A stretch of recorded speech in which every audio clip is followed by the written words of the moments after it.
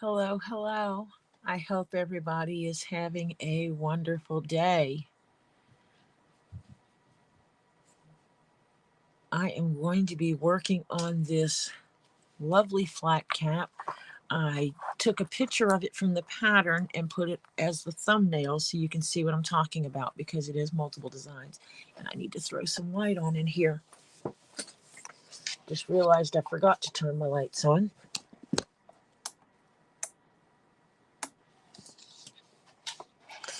So I can throw some lights on and make it a little more visible around here. Turn some of these. There we go. Move some stuff around because I have my coffee over here, but it is black leather. And this is going to be our thread choice. I think it's going to look kind of interesting. I can't wait to do that. I have pre-pinned together pieces because how you put them together matters. And then these will go like this. I didn't want to pin the whole thing together because it would just make it unmanageable to try to manipulate. So I put it together in two pieces. I pre-cut those. And then I pre-cut this strip, which is what goes around. And it all of these get sewn onto this. And I have my bill of it, which will get stitched onto here as well. And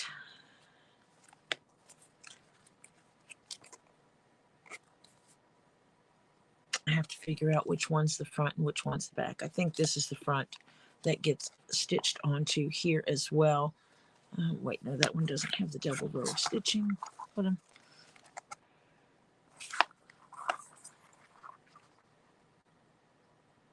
I have to figure that one out. How that goes on.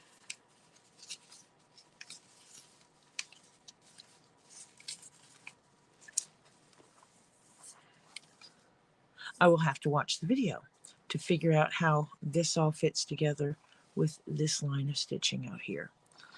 Because it might be that this gets stitched here, but the longer parts of the hat get stitched out here to give it the effect of that flat cap look, which will create a pocket inside here where I can make a little card wallet to go in like I did on Scott's flat cap. Because I think that's really cool to be able to create a little hidey spot in your hat to store things like a wallet, your ID, or some emergency cash or an emergency card or something. So I'm going to start with that one because that has 3 and that'll be easier to work with. I need to pull out my empty tin to throw my clips in as I finish with them.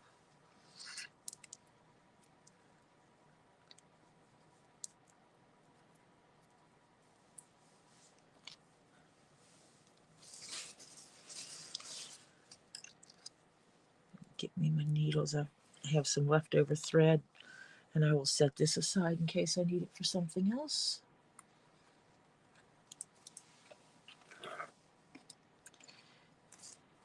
And these are going to be interesting stitching because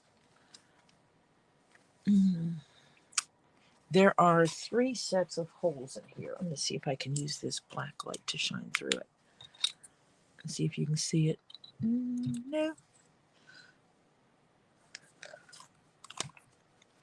You can see it this way. There's 3 sets of stitch lines. My initial stitching when I have the right sides together is going to be down the center line of stitching.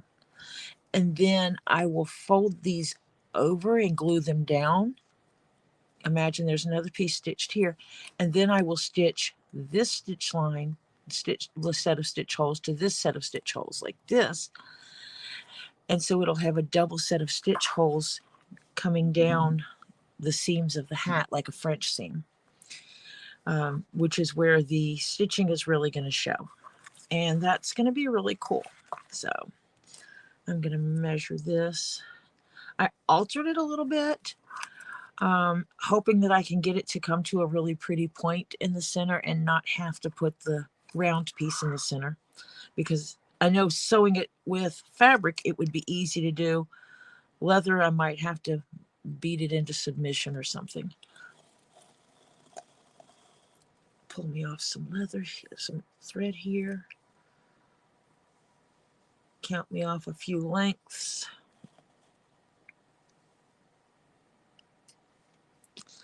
And the reality is, on this set of stitches, I could use any color. It wouldn't matter because these won't show. But since I have an abundance of this, I am going to just rainbow this one out with this multicolored thread.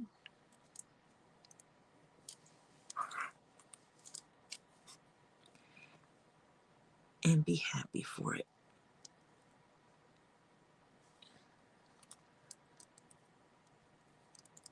Hello, everyone coming in. Say hi if you wish. Lurkers are not penalized.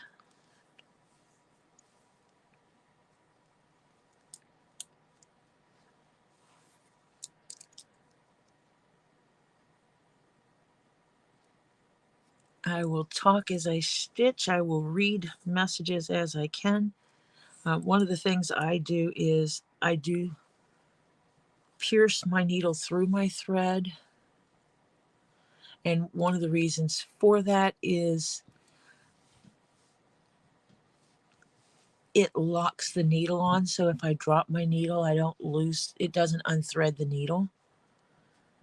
And so that makes it easier. I'm going to go from the bottom up, I think.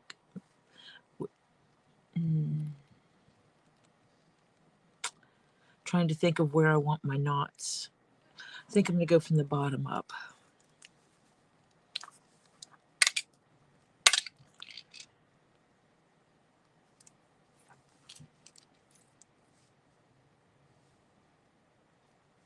It is hard to see the holes in this leather with the fuzzies on the back side.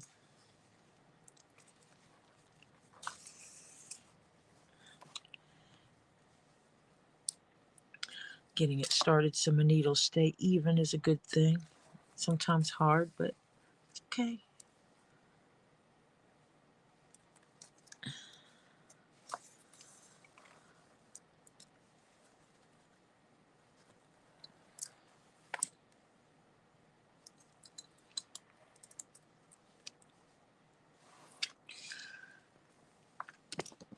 I think my camera got shifted. There we go. Now when I stitch where I need to be.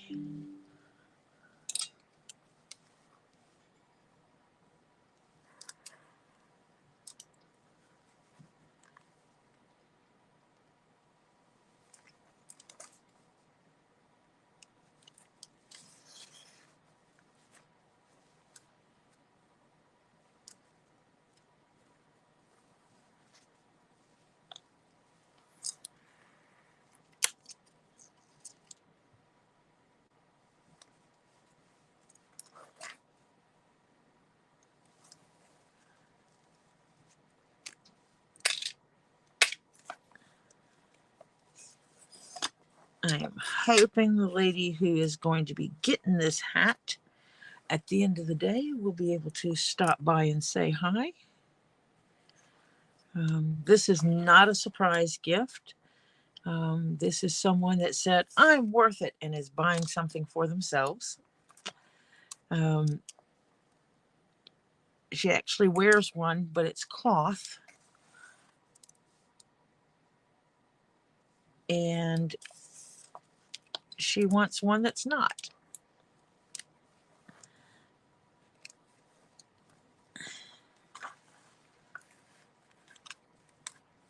And one of the things I've talked about before is keeping the stitches even so that these stitch lines are straight.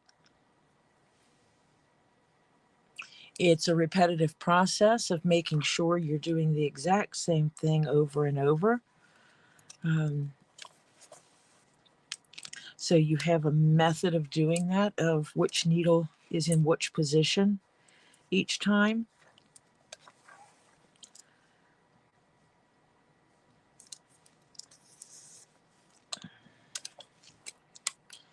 Because if you do not do that, your stitches will start coming out looking different. They will start looking sloppy. And these scissors are going to have to be relocated because I caught them more than once. Therefore, they're not where they need to be.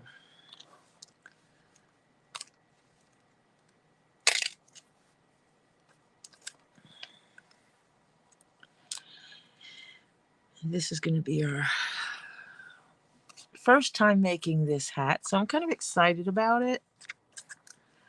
I'm hoping that this one comes out as well as the first flat cap I made. Scott's was the first time I used that pattern.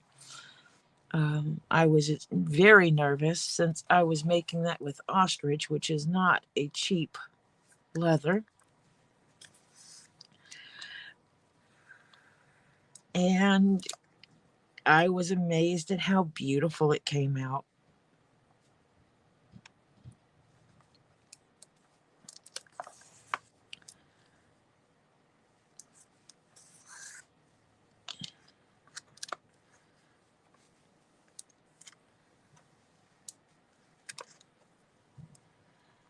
So I hope everybody is having a wonderful day, or had a wonderful day, or is going to have a wonderful day, depending on which time zone you're in. I know for some it is the end of one day, for others it is the evening. For me locally, it is just a little bit past 6:30 p.m.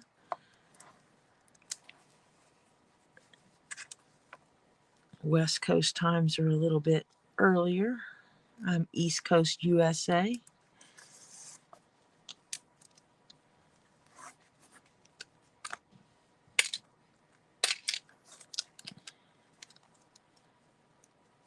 I think that stitching is going to be kind of cool.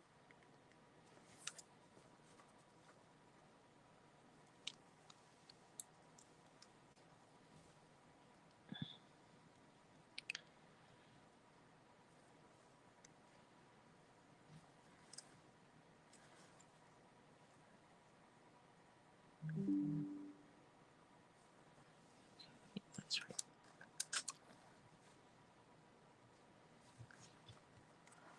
I might try to do something different for the way I do the thread. I might try to line it up where the colors are going the same direction, or consistent when it comes to stitching those other lines. I just really need to look at the thread and see if I can swing it.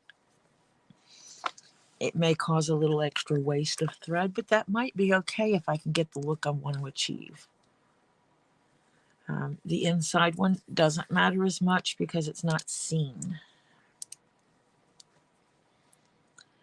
But it would be really cool to be able to have it where the yellow, it goes from yellow stitching to orange stitching to red stitching, just in a line like that, that true graduated effect, instead of it skipping colors like this does. That will require me to take two lengths of thread and line them up with the same colors going in the same direction. I am 90% positive I can swing it.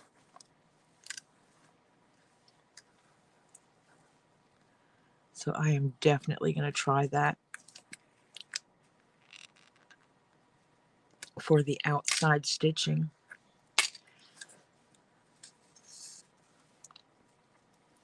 I've got to decide where is going to be the best place to put my label in this one. This leather feels so good. It's nice and soft and supple.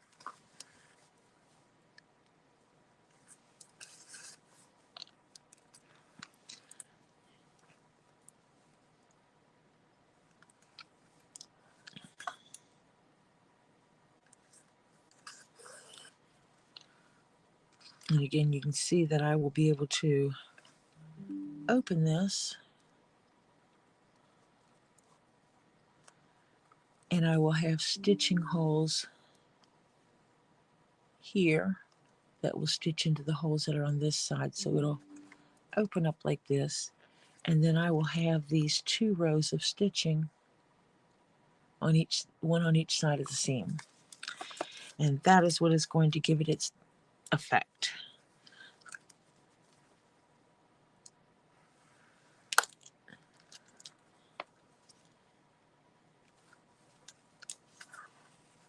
And that's where I think having it going color changing, going up the hat like that would be really nice. Give it a really nice effect.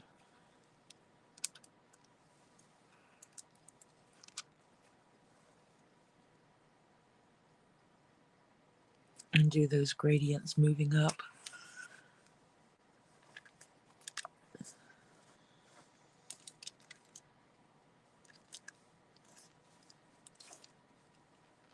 Today is a quiet day. I will be stopping before Two Leaves in a Pod comes on today, which is usually around 9:30 or 10. So I will probably be stopping around 9 p.m. to allow for me to have a break, stretch my legs, use the facilities, or whatever, before we watch Two Leaves in a Pod later today.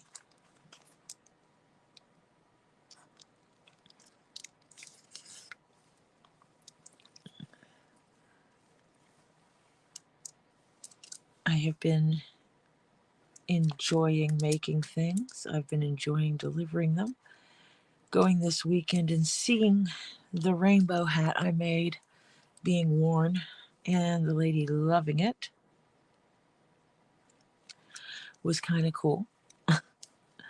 Kind of real cool.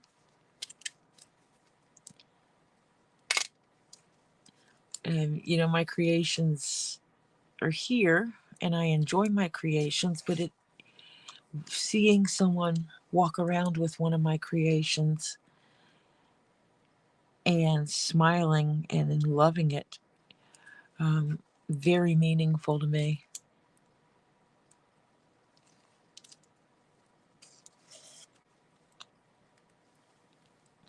Very meaningful.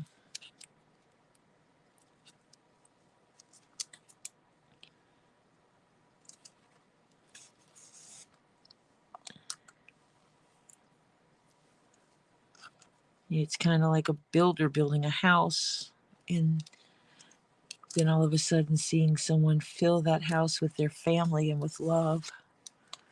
It changes perspective of the space.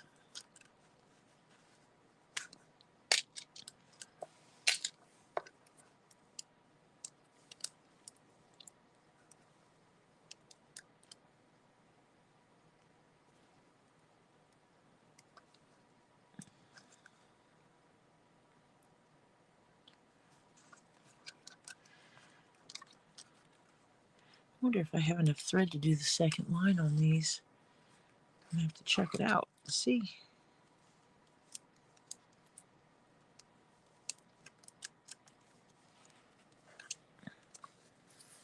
As I approach the tip of this hat.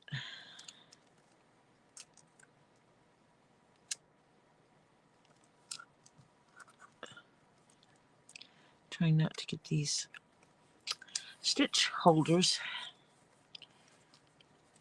in my stitching. That becomes most annoying when that happens. That is our final stitch right there. And then I'm going to see if I have enough thread to do the other line that's sitting here.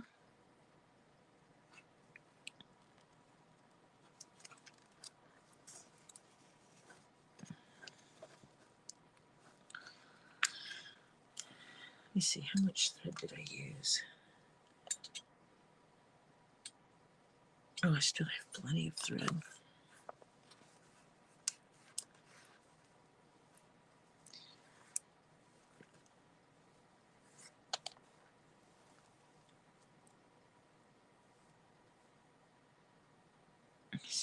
do this right. I need to anchor this stitch before I push it back through that hole.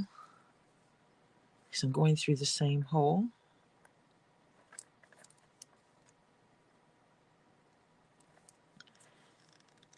To go to this side.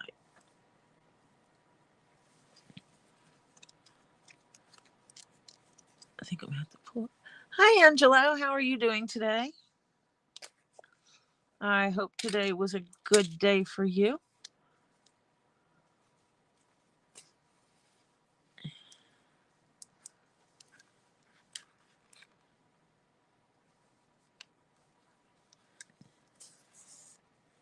I am working on this 7-panel hat. It is the first time I'm doing it, and I altered the pattern slightly. So I'm really hoping it comes out looking awesome. I already told the future owner that if I started making the hat and I didn't love the way it was coming out, that I would just throw it away and start over. Throw it away is a little bit excessive. I would take it apart, reuse the leather for something else, because that's how I roll. I don't throw leather away when a project doesn't work out.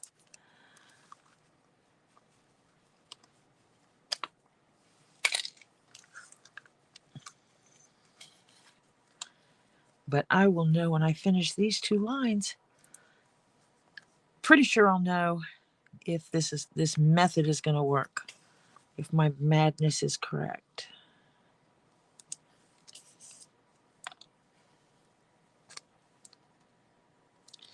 So even when I'm doing inside stitching that's not going to show, I still make sure that my stitching is straight.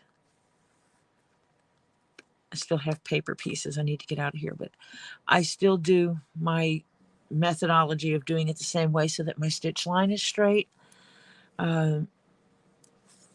Because I believe if you're going to do something, do it right. I try to strive for my items to look good on the inside or out. Straight stitch lines to me on a bespoke handmade item like this, if you can't do your stitches straight, then it's a little weird to me to say you're doing something awesome and then not be able to do a basic straight stitch line.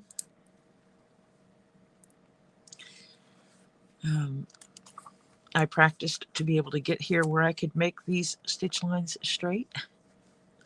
Believe me, in the beginning, they were not.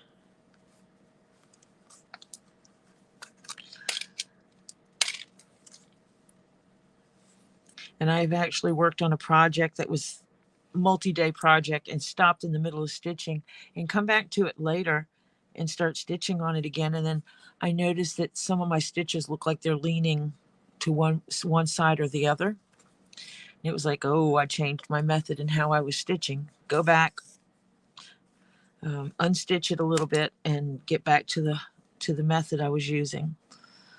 And I've gotten now where I'm pretty consistent in what method I use to stitch. So it's almost mindless to me, so that it makes it a lot easier to consistently get the same stitch if I put it down and come back to it. The stitching is almost always guaranteed to be consistent, which is important.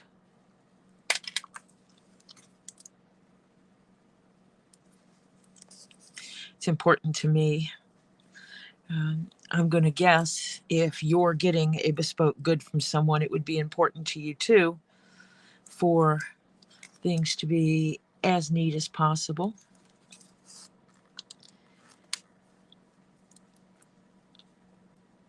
It is one of the reasons why I changed the peak of this hat.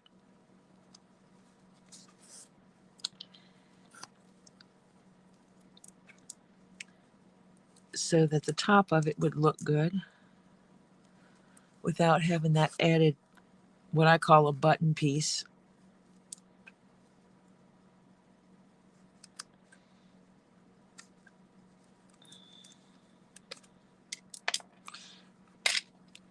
Get one of these little stabby things up before I stab myself with it.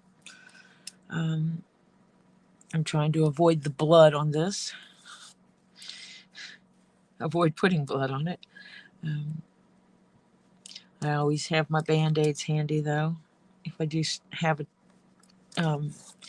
make a mistake and stab myself with something, which I have absolutely done in the past. I was teaching basic leather care, cleaning, conditioning, and polishing this weekend, and still managed to stab myself. And there were no needles involved. And I still stabbed myself and made myself bleed. It's like, come on. I can work with leather without bleeding. It's not a requirement. Bleeding is not a requirement of working on leather and working with leather.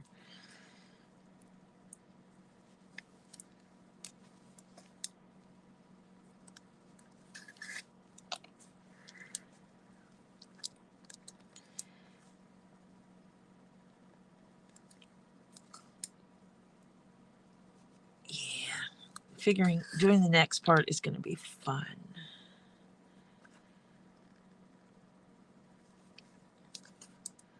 Getting those gradient colors working the way I want them to.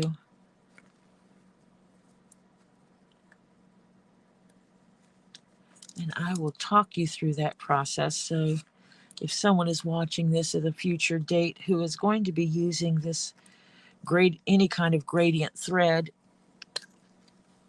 and wants to achieve the look I am going to create, they will have the instructions to do so, because I am an absolute firm believer in the saying is each one teach one, but I believe in going beyond that and teaching more than just one. I believe that's how we raise an intelligent society, is by continuing education and being the perpetual student and the perpetual teacher. Always willing to learn, always willing to teach. That is why I took off the weekend, multiple days actually, and worked on teaching a group of people proper leather care so that they weren't using their kitchen products on their leathers. Some leather crafters absolutely do that. I am strongly against it because I have smelled the effect of food products put on leather that was left to sit for days or weeks and weeks and weeks and months. And so I do not use olive oil and coconut oil and stuff like that, food products. I do not use that on leather. These are things that go rancid over time. And so if it's not an everyday piece that's getting cleaned and conditioned on a regular, what will happen is you'll set it in the back of your closet and you won't pull it out for a year or so, and you go to pull it out and you're like, why does this smell like a rotten kitchen? Hi, two Lees in a pod, Lisa. And so I don't use food product on leather. I will not argue with people in the leather crafting groups about it, because some of these guys are adamant about it and they're like, I've never had a problem with it. Okay, you've never had a problem with it because you make goods, you give them to other people, and you don't see those goods again. So you don't know if it starts to go rancid.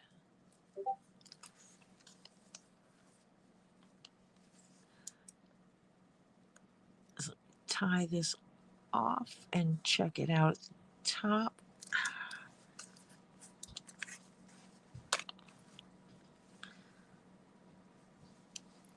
Do a little bit of a surgeon's knot, so a double loop. The double loop causes friction, and what I mean by double loop is I put it around twice,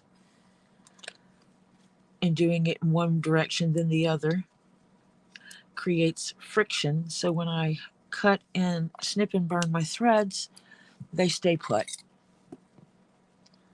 And I have a thread burner around here that I cannot find because I have stuff on my desk that doesn't belong here.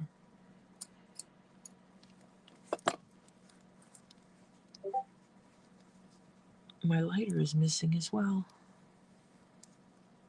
So I'll just leave those threads for now because I'm going to have other threads to do as well. And actually that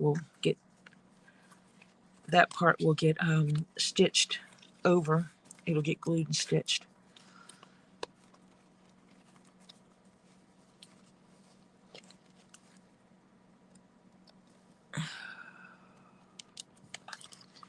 So yeah,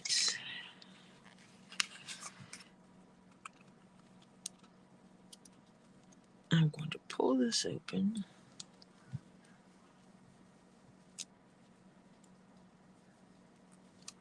Figure out which hammer to use. Not that it matters. It matters to me because this has something in it. Because I have the hammer I like using on seams.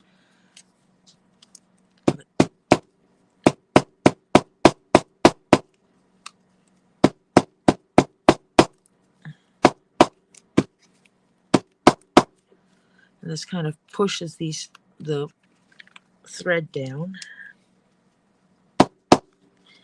It also makes the seam stay open a little better. So beat the leather into doing what I want it to do.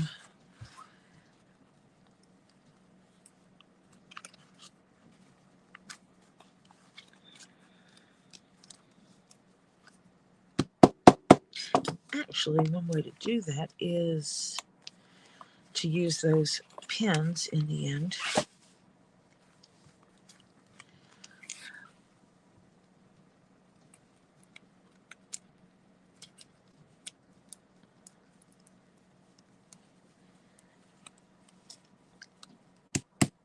Oh, it especially hit my finger.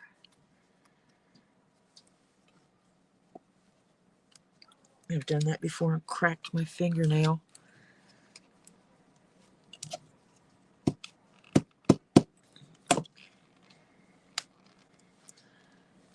Smashing the hammer into your finger is not advised. Not advised at all. It hurts.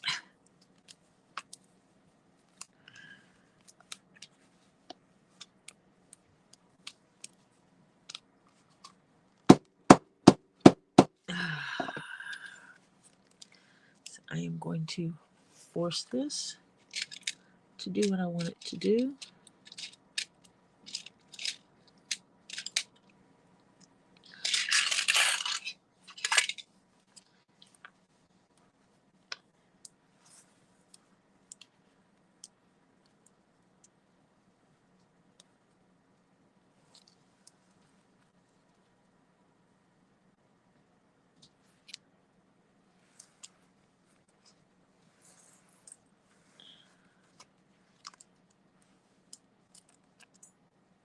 And this will make it where that seam stays open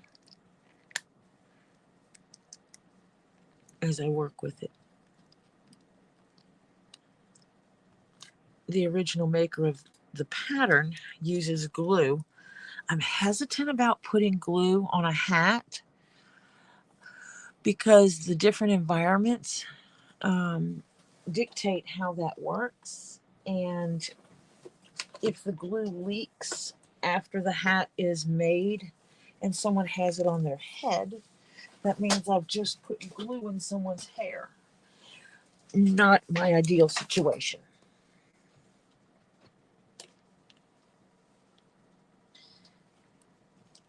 I'm actually looking for my thread zapper.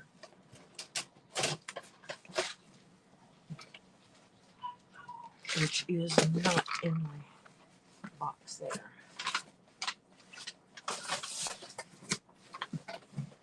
I've got to take my box of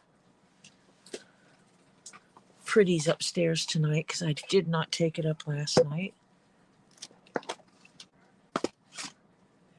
I have 2 thread zappers, and right now I can't see either one of them. That doesn't mean they're not sitting right in front of my face. It just means that I'm not looking at the right spot. So that's fine. The thread is poly, so it's plastic. It has a plastic level to it. Most thread, a lot of thread does, unless it's listed as 100% cotton thread. It has a plastic in it. And one of the things heating it does is you can push it down so it creates almost like a little button, which means that that won't fit back through those holes.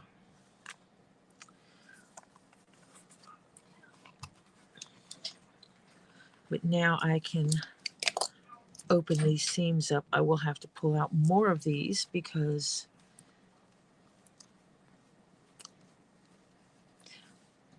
I have more holes to work with now than what I did when I first started. I was just doing the center seam. Now I'm doing it on each side. So I'm doubling the number of holes I'm working with. I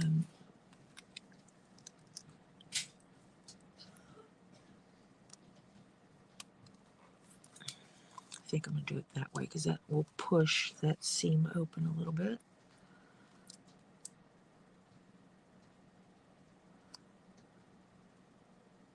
Let's see if I can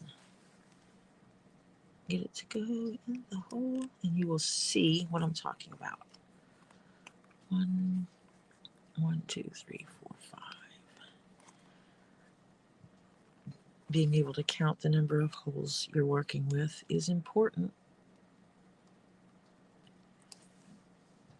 I'm trying to get rings. Ah, there it is.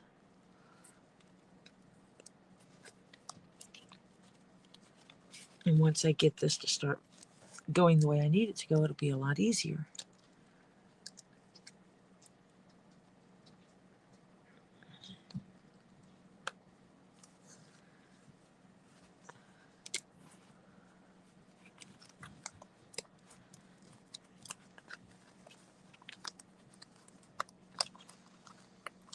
If you do leather crafts, these are wonderful things to use to help with your stitching for multiple reasons. One is not needing to use glue as frequently, just to hold things, or two-sided tape just to hold things in place. But it also helps you do some initial laying out and seeing how things will work together and how things will fit. It makes it easier when you're actually stitching to not have to fight to find the holes.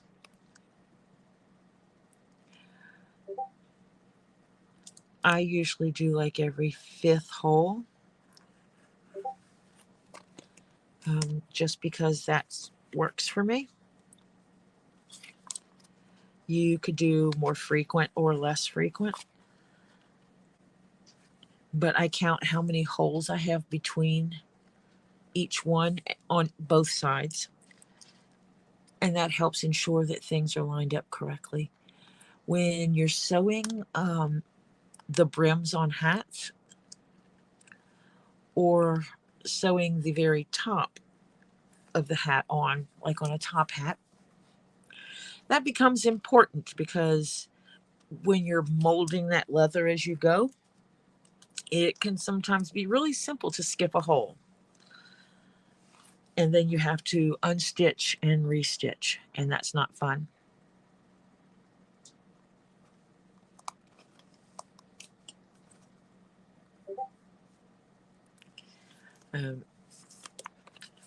Because you don't want to leave mistakes where you've skipped stitches. You don't want to leave that in your item that you're making, especially if you're making things for other people. You don't want to create mistakes and leave them there.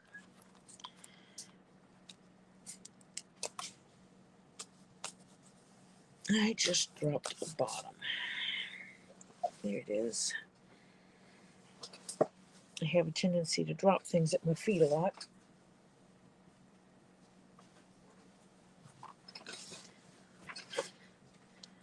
I'll try not to do that.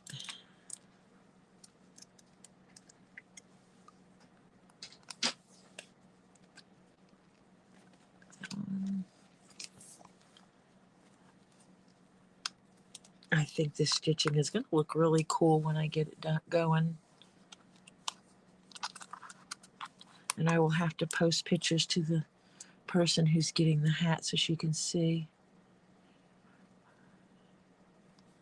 And it'll be 3 others.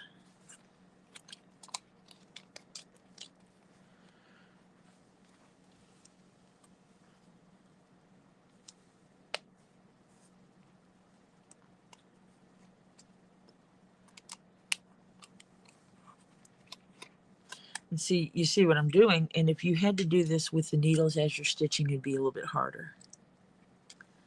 So having these do the initial lineup of things is kind of nice. And there's no quick way to do this that speed up the process when I'm doing it live. You know, if I do it and then I post a video, it's easy for me to speed it up. I can turn hours into minutes. I'm actually going to offset this by 1. So instead of starting in the bottom hole, I'm starting in the second hole. Actually, I might offset it by 2. That way I don't have these things clashing into each other. But also, one of the things it'll do, because of the way I can turn them, is they will help keep the seam open the way it should be. And I'll show you what I mean in just a second. These things have multi-purposes.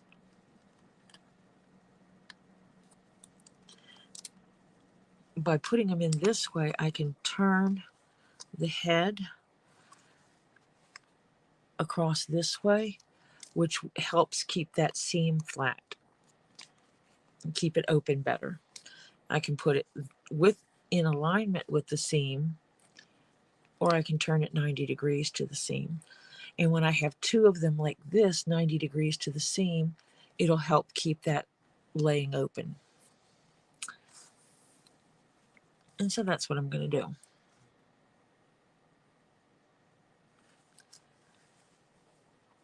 And the second line will go in probably easier than the first line.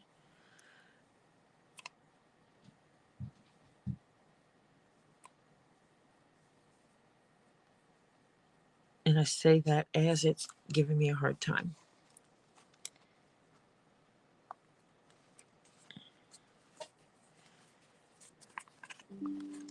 And it is harder with these extra pieces around. So when I get to the other ones, where I'm sewing all these things together, it's going to be real fun. You have to manhandle the hat a little bit when you're getting to where you're working with sewing these 3 pieces with these other 4 pieces. There will be some manipulation going on. And it may be that I have to do this part of pinning off screen when we finish in a good spot of finishing stitch lines.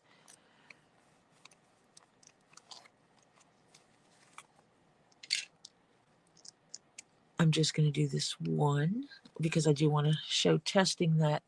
Hi, Francis. Show that setting up the thread so that I achieve the look I'm looking for with the gradient of thread.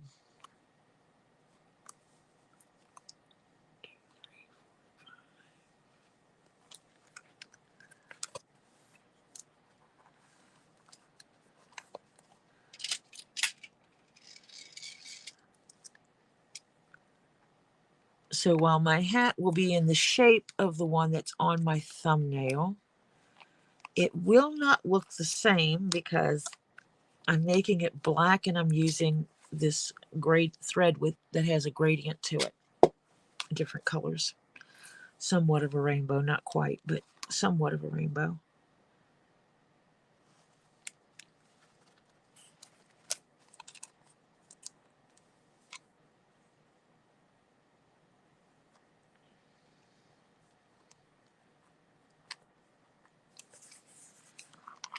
So we will see how that goes.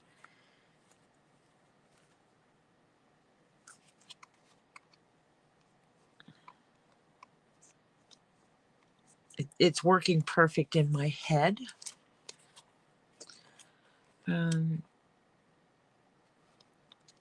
So we will see if it works great in reality. There it goes. You know, sometimes things work great in your head.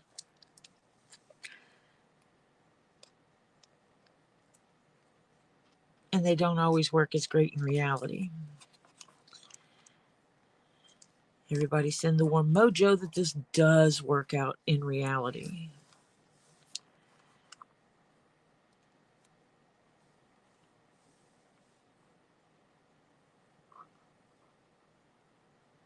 Because I would like to do this, my theory once, and it works.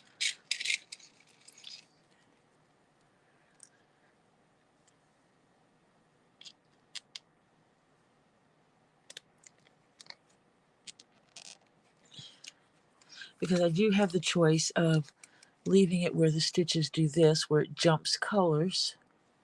But that's not what I want. What I want to be able to do is, let me see if I can get it to come out correctly.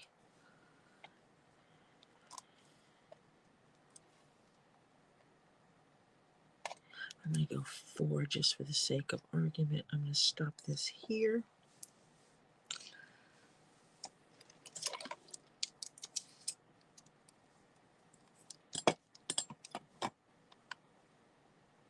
Actually, I'm going to cut it back here so that I have a good place to go. And then when I come back to this end, I want to start this one at the same spot. So in order to do that,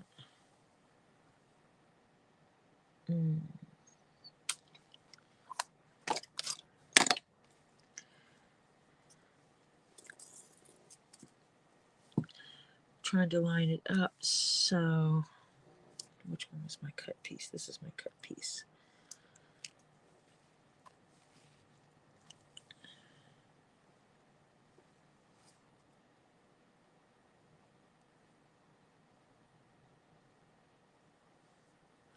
The amount of color between them is different.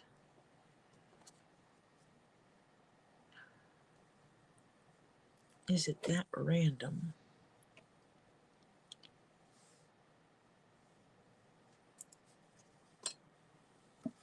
Nope, I think I found it. And yes, I will be wasting a lot of thread because my goal is to have it where these two pieces somewhat match. So when I stitch them,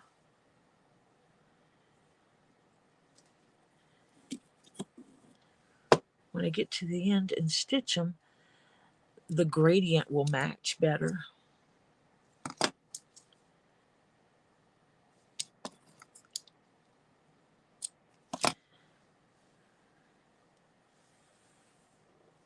And so now you can see the two threads are almost at the same spot of gradient each time.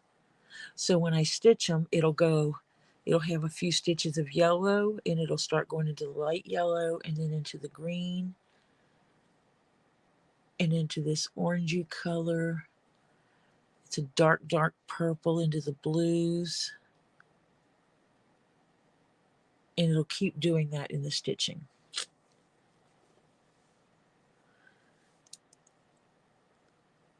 So I want to start, this is going to be my center point. And I'm going to tie a knot in this that I will later burn.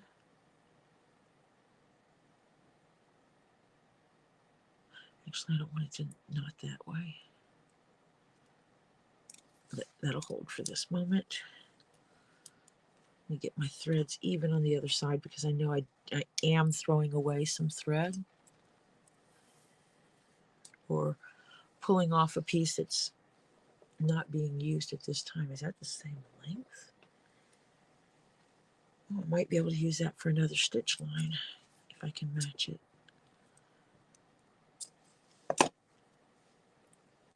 Because this piece is long enough for another stitch line that I took off of here, so I will use that to try to match up for the next stitch line.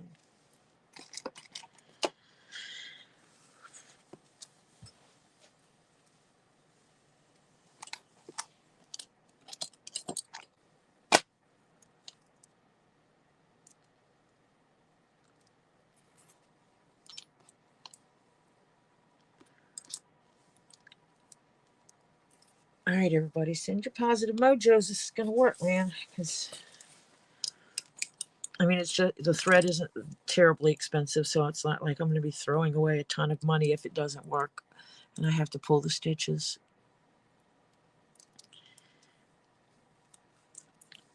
But in theory, this is going to work beautifully.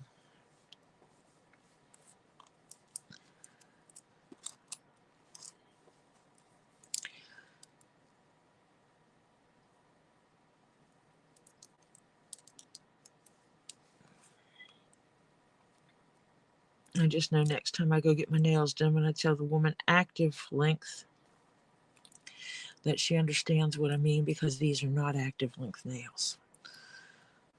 I get acrylic put on my nails because my nails break easy. So let me see.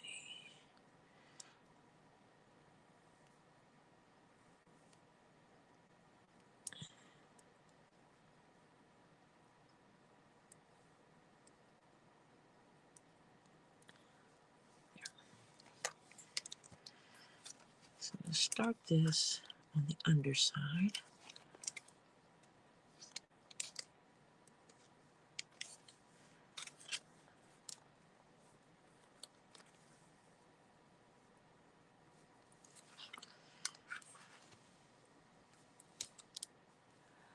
And I guess if someone wanted to, they could do it where it creates X pattern all the way up on across both of them. It would give it a different look.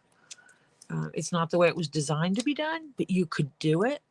That's the cool thing about the patterns that I use, is that you can make alterations to them.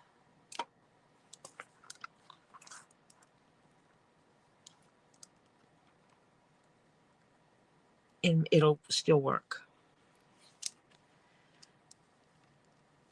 I am holding those threads with my thumb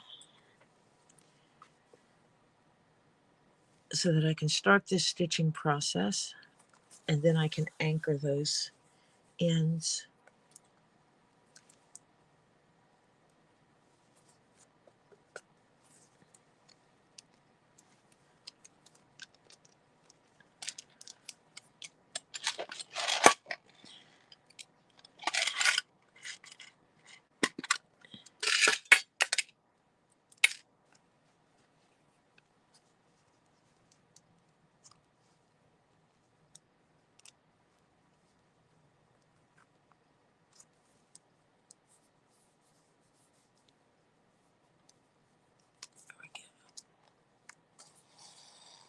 And away we go with this stitching. That is going to work.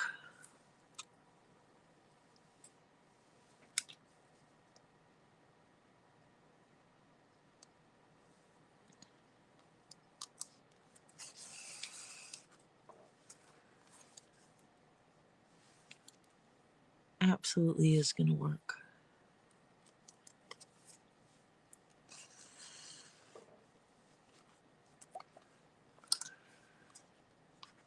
Now come back here. I don't want to go too far because I want to be able to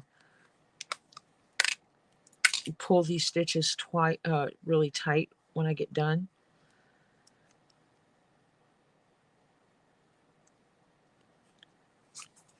Okay, flip to the outside so that I can tie this off a little bit.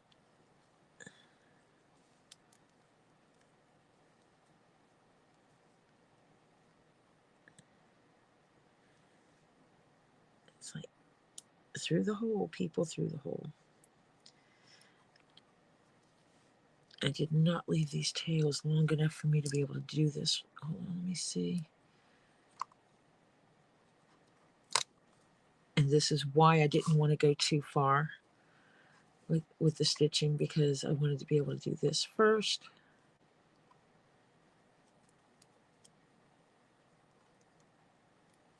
I want to be able to get my surgeon's knot in here. I am not going to pull it down to the leather.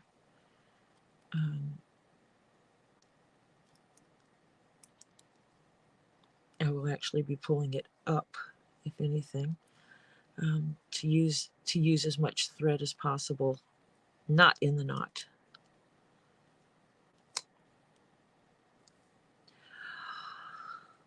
I am so glad this is going to be another area that I have multiple stitches going in, because this is not working for me very well today. My hands are hurting me a little bit from all the stuff I was doing over the weekend.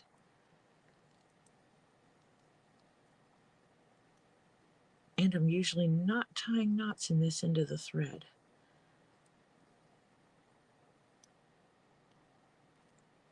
There we go. So now when I come back and pull my threads, it'll pull that knot line in where it goes.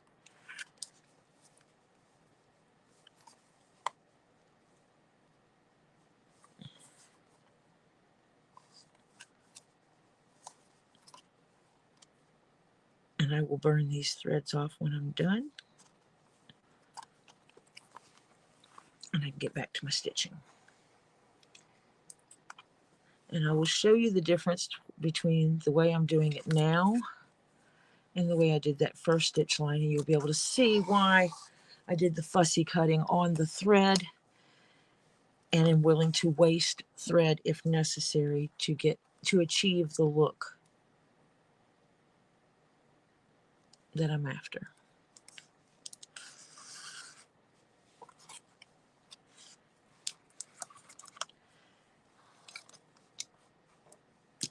I must move the scissors again because I keep looping my thread around the scissors for some reason.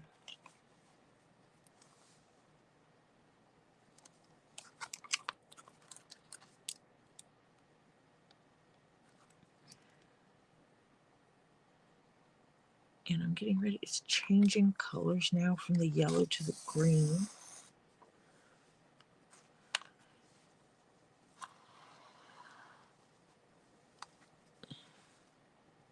Or it will be soon.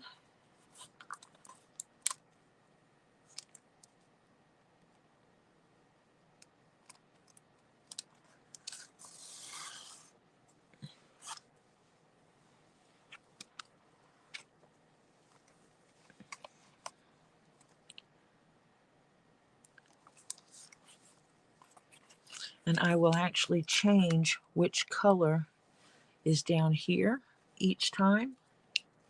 So which color starts here will change each time to give it the effect I'm after.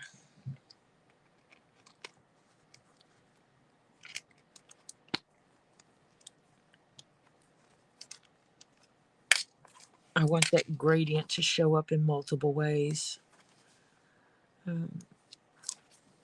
Up and down is just one of them. Going around it, it can show that gradient as well.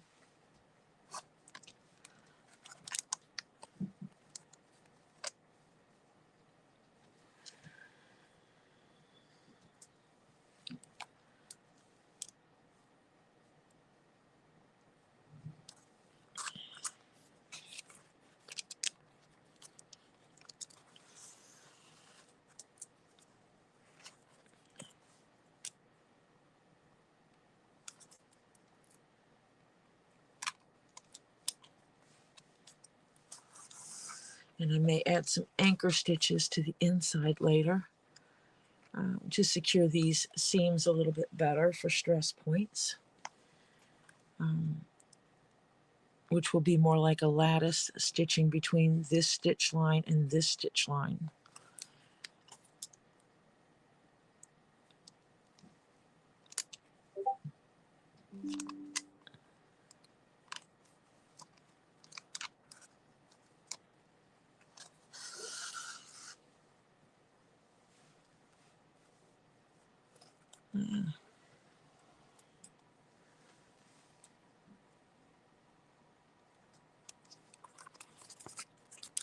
Stay folded.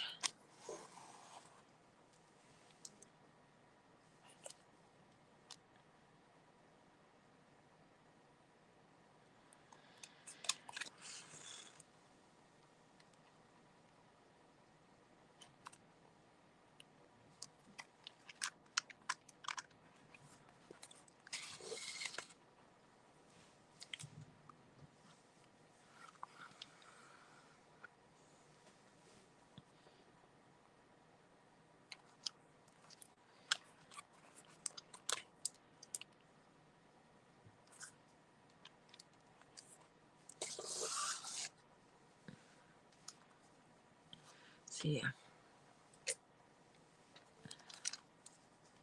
I think I'm getting ready to start changing colors. Yes, it is. Starting to see the change in the color here.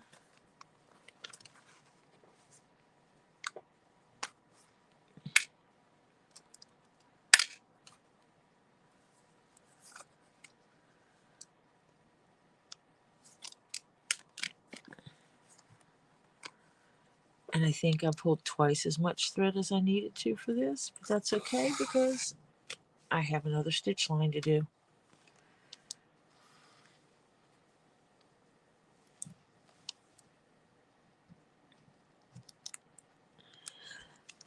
Because I have 1, 2, 3, 4, 5, 6, 7 stitch lines, which gives me 14 of the outside lines that I will be working with. And why is my camera so off kilter today? Thread holding them together from a previous project. The thread is from the previous project. The leather is for this one. And I do that to hold the pieces together to help me organize a project.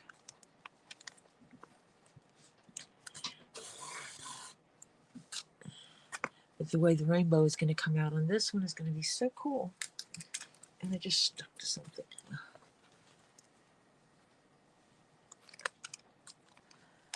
And the really cool part is that gradient line is on the inside and the outside.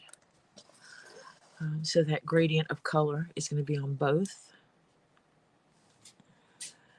So the inside could look equally as good. I will be pulling the tape off of these as I go. Well, pretty sure I can't mix up which parts go where right now. The only one that needs to be marked is the front line, or the one that's center back, which this is center back. I think the only thing I have to mark on the center back is I need to go back in and mark where the band stitches to it, so that I make sure that I center that band on the hat, because there's nothing more aggravating than having the center line of the band off, not in the center. It's kind of like wearing a skirt with your zipper off kilter a little bit.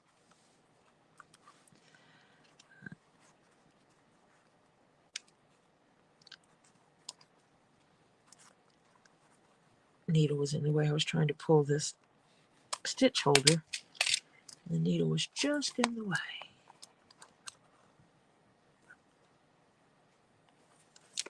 So we're going to get a couple of, I think we'll get 3 colors at least on this stitch line.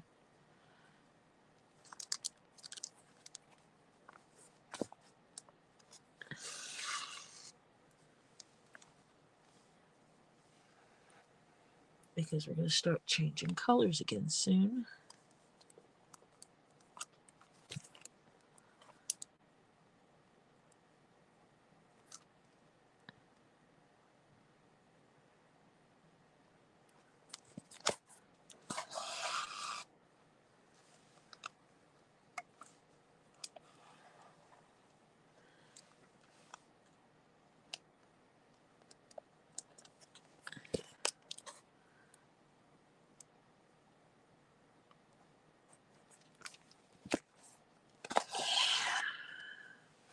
This will give it actually more look of a sewing machine style stitching as well.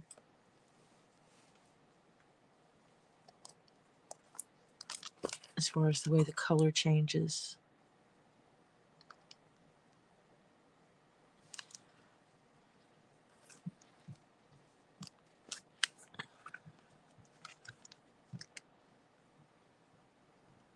The constant struggle of finding that second hole.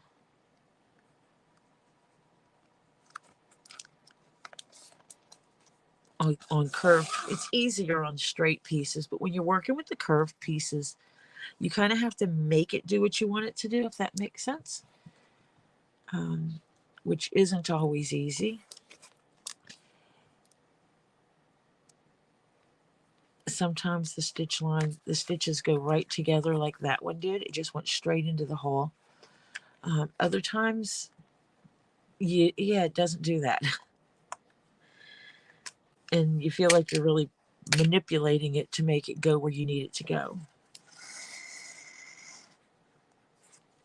I got something caught there.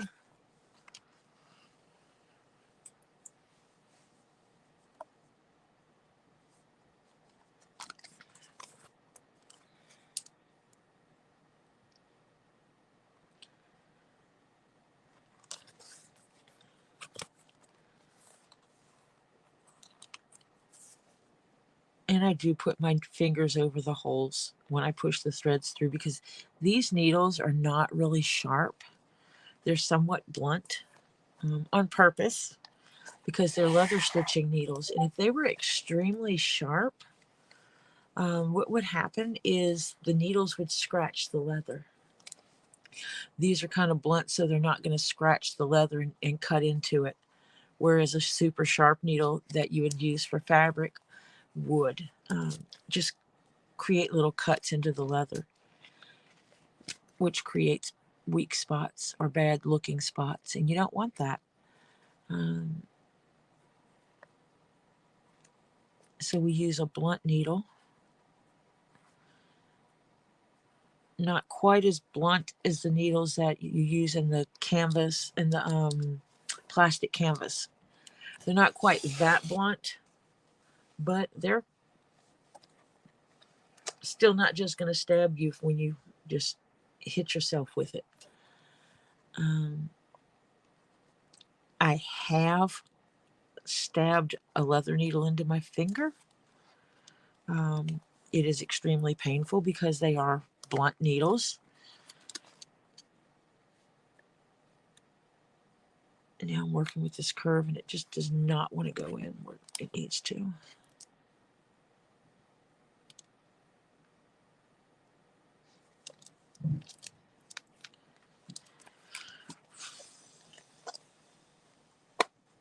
Uh-oh, got something caught oh, I just pulled the, definitely looped that one.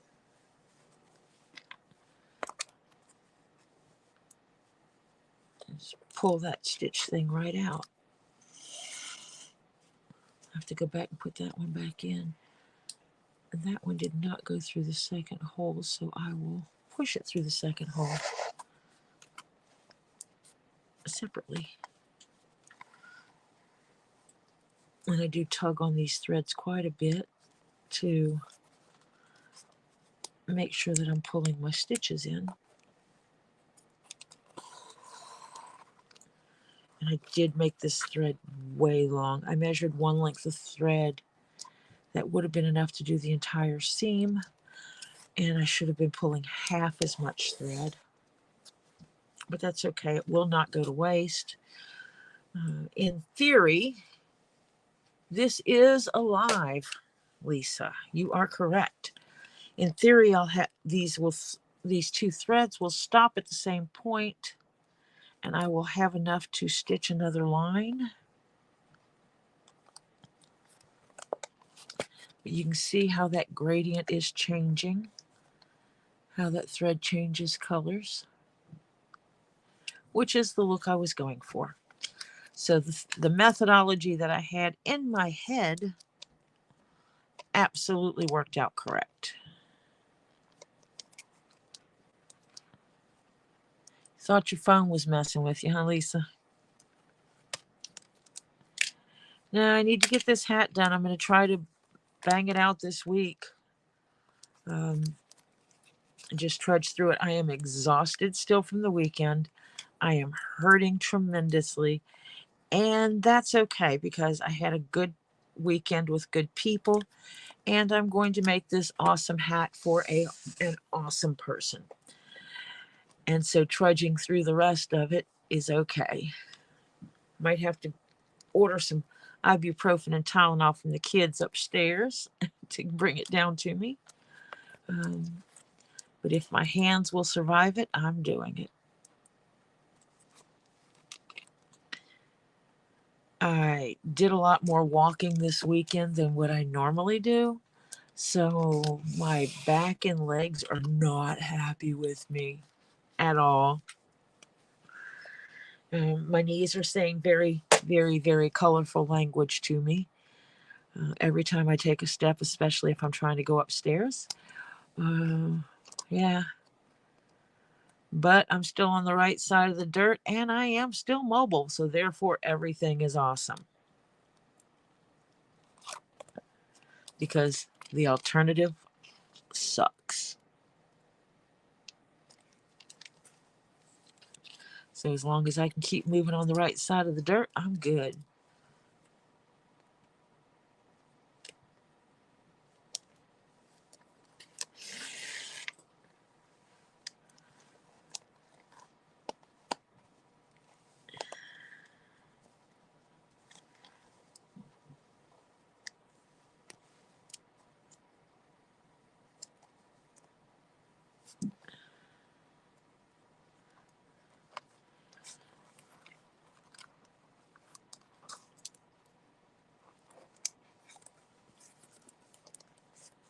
So yeah.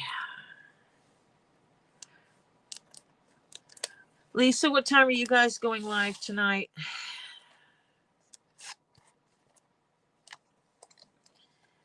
Because you know on Tuesdays and Thursdays when I stop going live depends on when you're going live. I think Wednesday I'll do a long stream. If everybody's willing to hang out with me.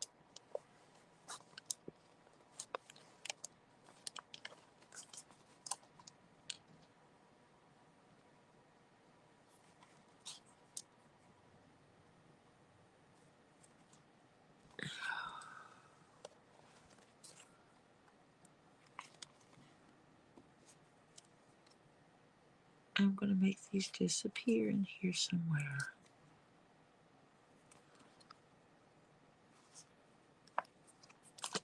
Let me see. Oh, because this one's going to go. So actually, it's not supposed to go anywhere. I will still pull it through.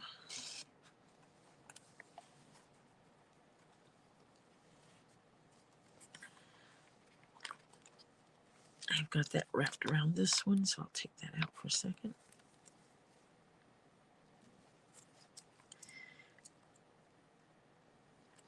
I will drop this one back in here.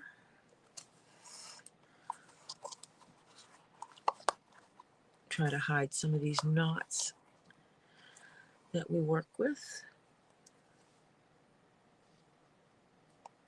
under these seams.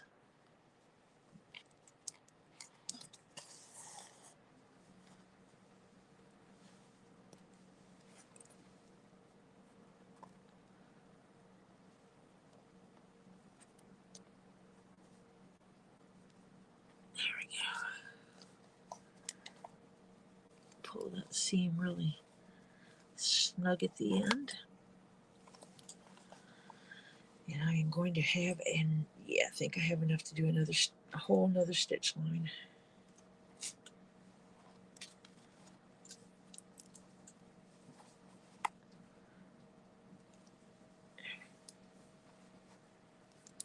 That way.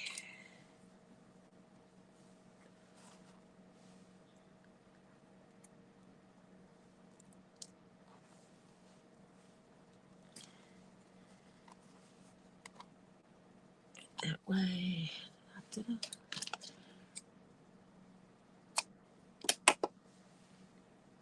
think what I'll do is I'll take this one.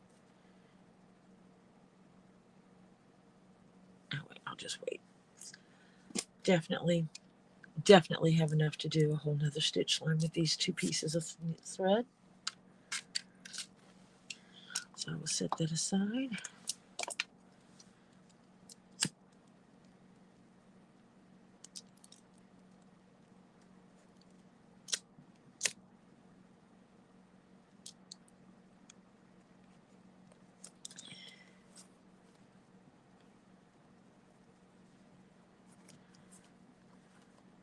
I'll cut this down just a little bit.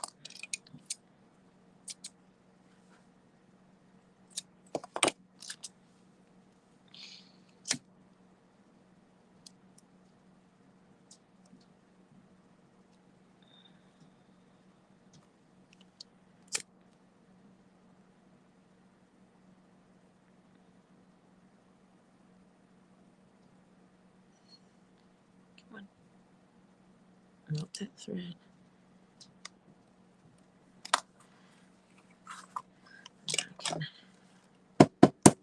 Oh, hit the nail again.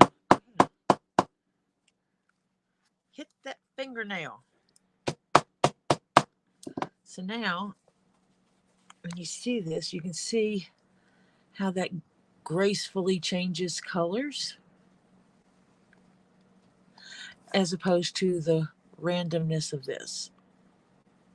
If you were getting a hat, would you want this to be your outside stitching or the gradient that gradually changes? You know, we hit multicolors there, so we go from the yellows to the greens and into the oranges. So yeah. And then when I get done, I will be brushing the hat to pick off any extra wax. It will get brushed, it will get rubbed, it will get loved. So yeah, that is the stitch line I'm looking for.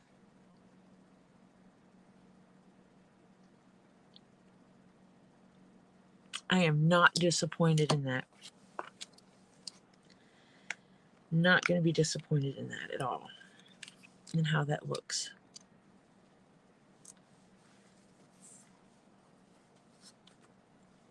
And I'm really hoping that Doc will appreciate it as well. I'm trying to put some stitch savers back in here, so when I go to stitch it out, it'll be all right. Yep, that's going to look nice.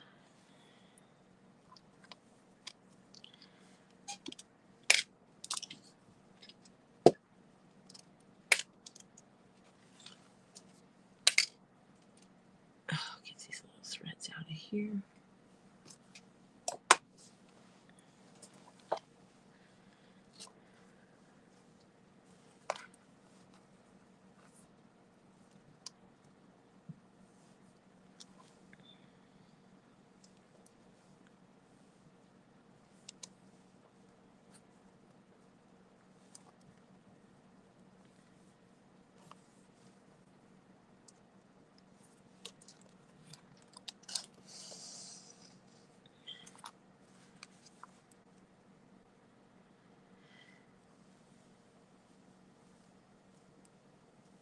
Go ahead and look at getting this knot in place ahead of time, so when I pull these two lines, I can create a nice tight stitch line at the bottom.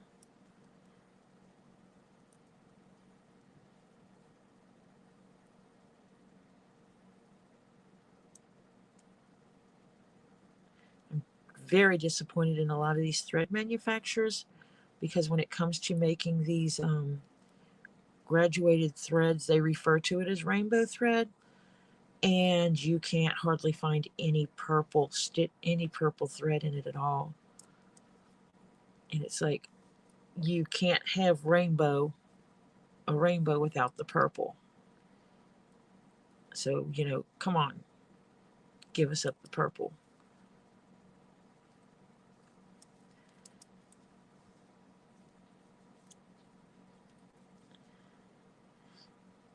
So I was highly disappointed in that regard. That did not work. I need something to go against. So that will work.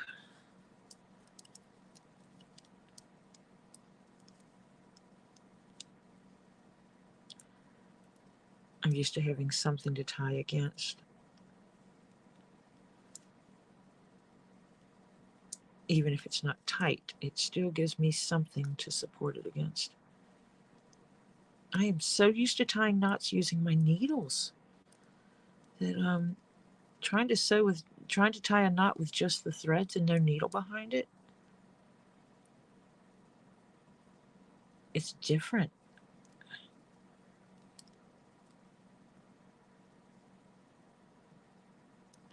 One of the things I'm trying to do is pull these so that the thread length is approximately the same, so that my gradient shows up correctly.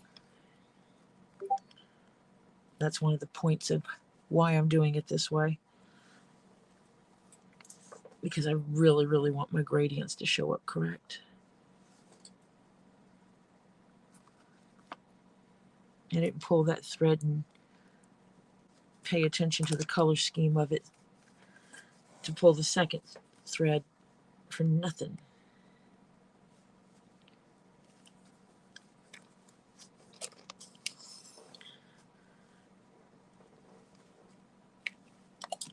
Some people would not bother with this, but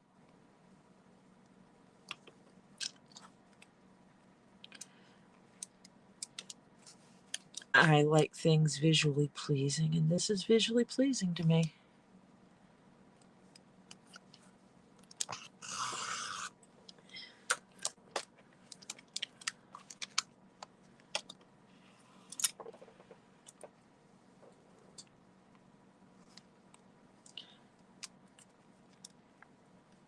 And I will have to make sure some reds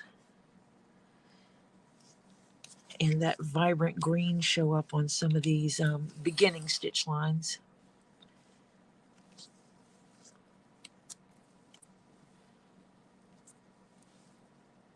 Because that's kind of the point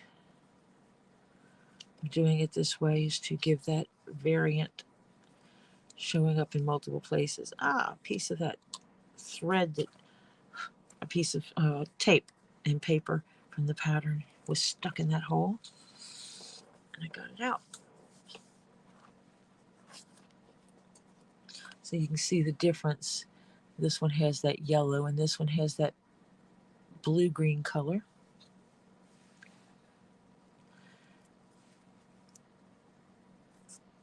And so the multitude of colors on this hat are going to show up.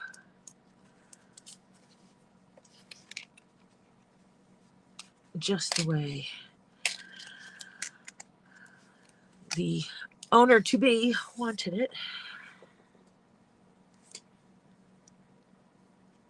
Because that's what we do when you custom make things. You do what the potential or what the new owner would want. Sometimes I listen to someone because I know someone's buying them something, and I will go into casual conversations about colors and color schemes and stuff like this. And it's because I'm trying to pull information from them before I make their custom item. That's harder. It's harder to make a custom item for a person that doesn't know they're getting it than someone that absolutely knows. It's like, I know the person that's getting this. I know not to put glitz and glimmer, too much glitz, glimmer, or sparkles and stuff like that on it. It's not the style she wears ever in her hat. So I will make sure that I do things that would match her personality to the best of my ability.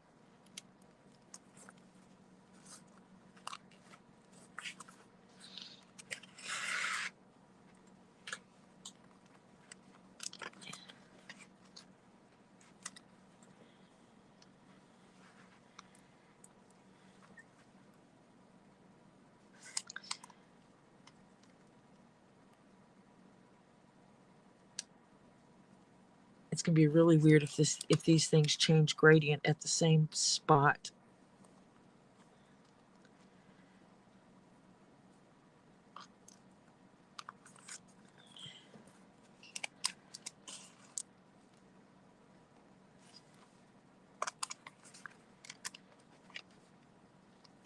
Oh, that looks better.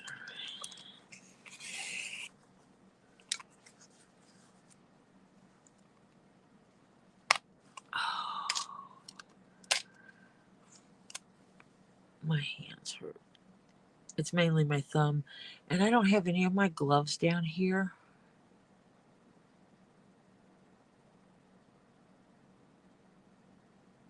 Which sucks.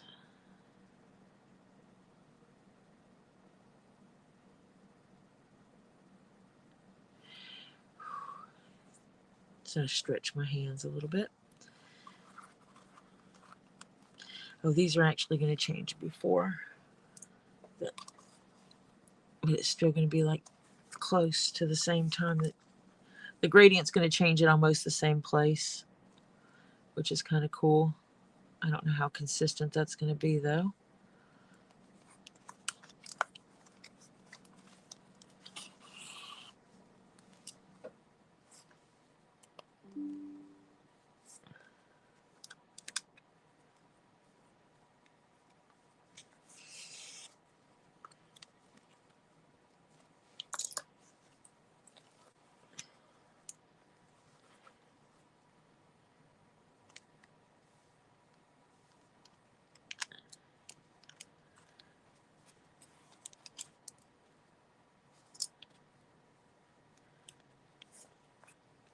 So yeah.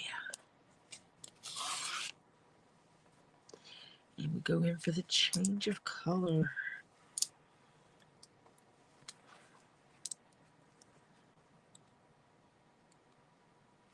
It's like I'm lucky if I can get one stitch of purple in here because of how little purple I have in it, which is a frustration in and of itself.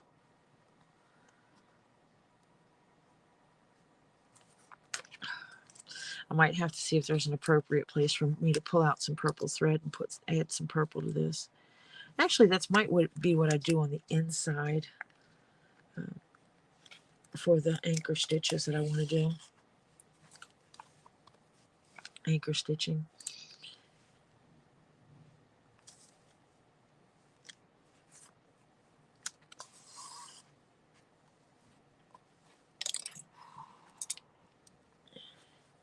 Them damn scissors showing up again.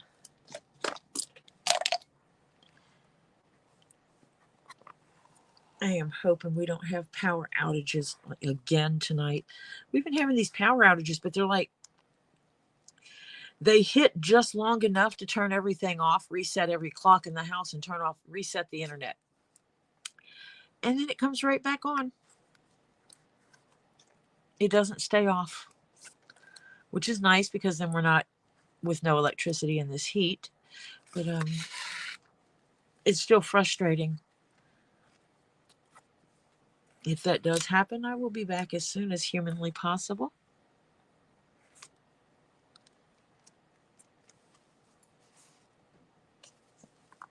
It is already 8 o'clock.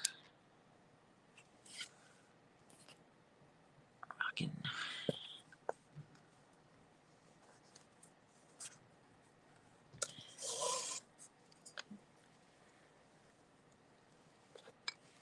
I actually might do a little bit of stitching offline just for the sake of being able to get this hat done on time.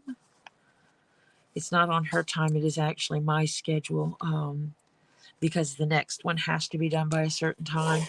And I did not want to push this commission back,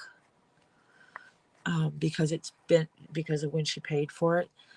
I already did that once for one that was extremely time sensitive. I did not feel like doing it again.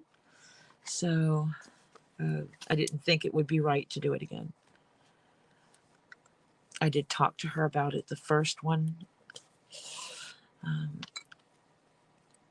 because I'm going to have to make stricter guidelines on how far out people need to order things, because I am one person doing everything by hand, and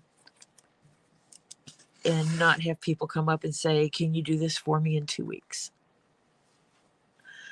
Because while if I'm sitting around twiddling my thumbs with nothing to do, that's fine, I can.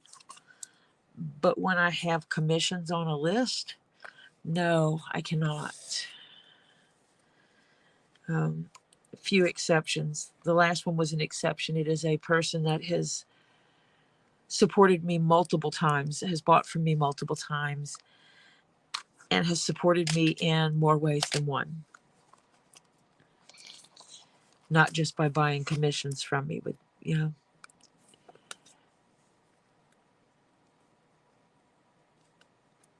has been there to be a great supporter of things that I do and stuff. So now you can see those gradients, multicolor gradients changing. So how cool is that? The waxy specks that are on here will get taken off when I clean it up at the end. But how cool is that?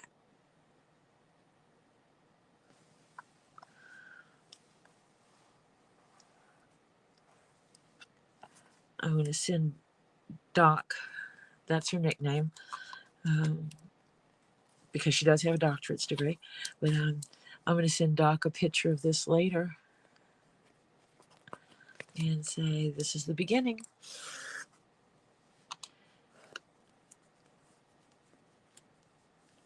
And she's hoping to be able to pop into some of the streams, but it's going to be dependent on her work schedule.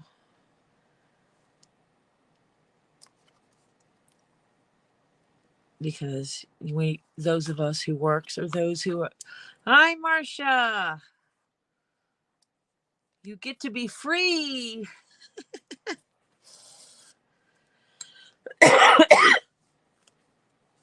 I am recouping from my allergies that went haywire. Anytime I leave my house, my allergies get upset with me.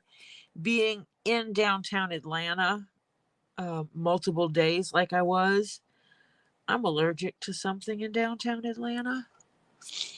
And so my sinuses are still not happy with me taking them down there, but I do it a couple of times a year. I had allergy meds with me. I forgot to take them. Look at those stitch lines. The gradient of color.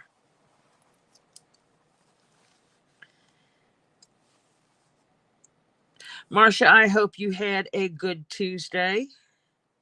And if you went to your physical therapist, I hope they didn't torture you too much.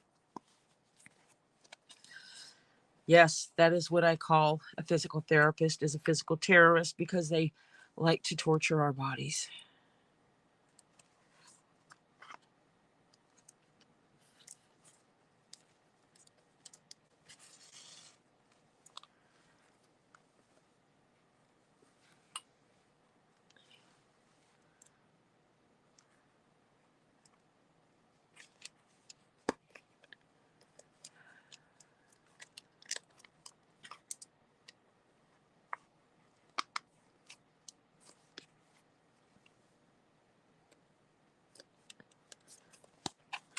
One day I'm gonna find quiet, which means I'll have to get rid of my family, and just record the sound of stitching as I make something,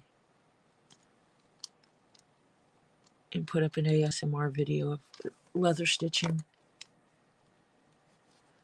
where you would hear stuff. Let me see if it'll pick it up. That one I'm pretty sure did not, because it was.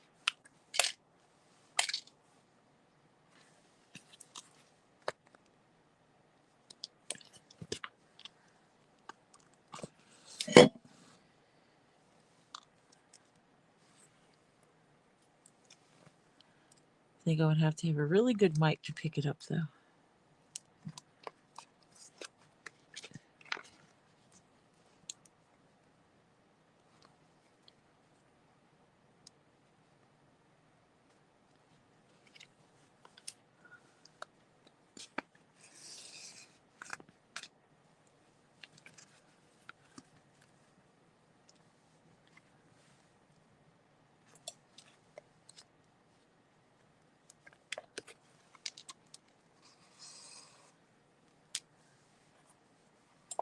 I don't know who would watch that, leatherworking ASMR.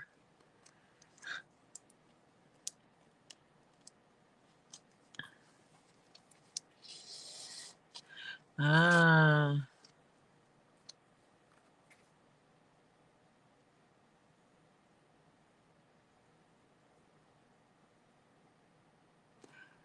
Oh, so he was there helping you.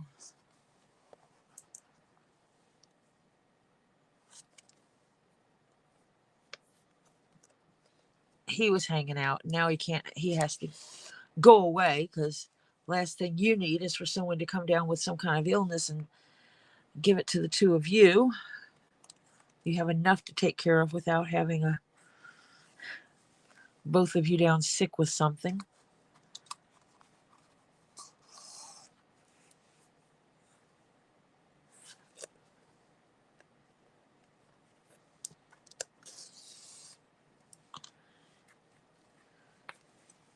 Oh, my shoulder just popped. Wonder if I can get some more of my body to pop into place and feel better.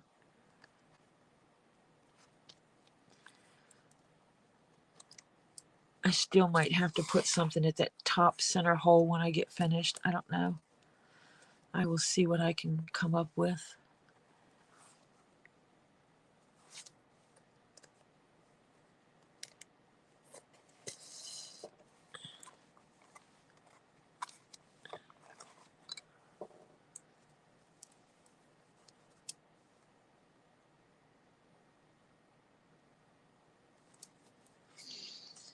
Wait, we're in the shower with Marcia? Hi, Elizabeth.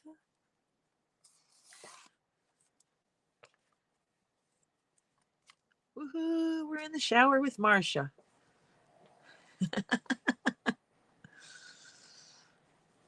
Getting risque.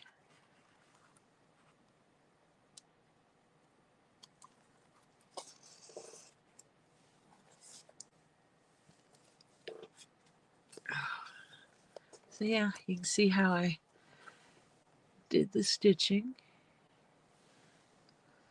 For those that popped in, when I just pull the thread the way it comes off, double it over and stitch, I wind up with this kind of stitching.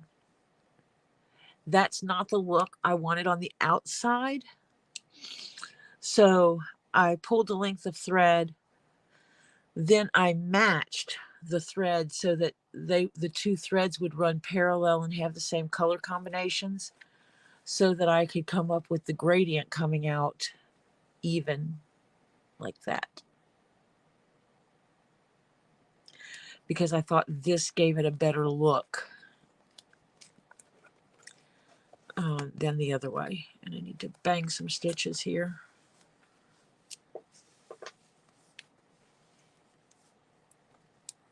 Do I have enough for another? I do. I have enough for another stitch line. I'm on a roll here.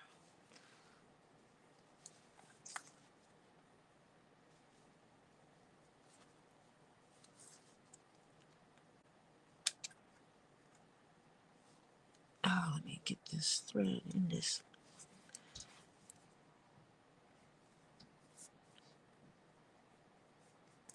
Because I wanted to put my knots underneath.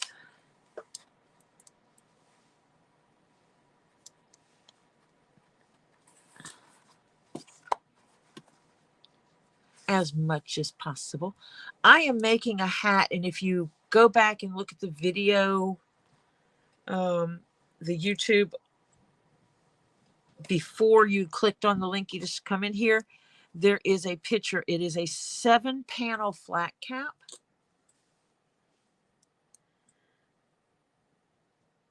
And that is the style of hat I am making. That picture is from Diesel Punk Row, because that is who made this initial pattern. I am using their pattern.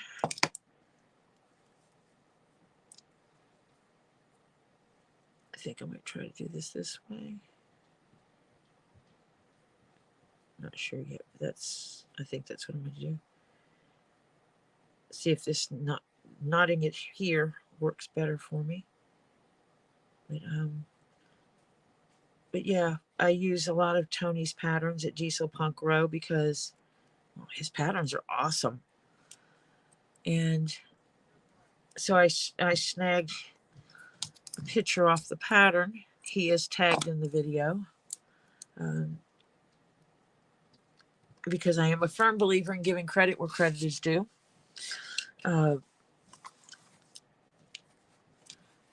Tony became a staple in my life during COVID. I watched every video he put out. There was something about the way he does his leather work. He is from Romania. He does English on his regular YouTube channel. He does have a channel set up where he speaks another language. He was looking at doing them where he puts out multiple videos of the same thing, but the speaking parts are in different languages, and having a channel for each language, like Diesel Punk Row Spanish or French or whatever, because he is multilingual. And trying to accommodate more people across the world. Excuse me while I bang this seam.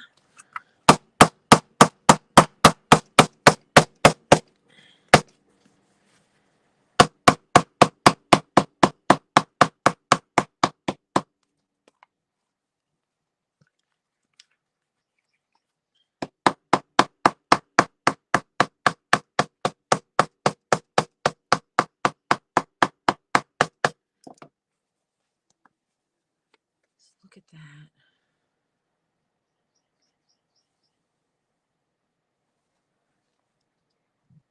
It's like 2 stitches of a dark, dark purple right there.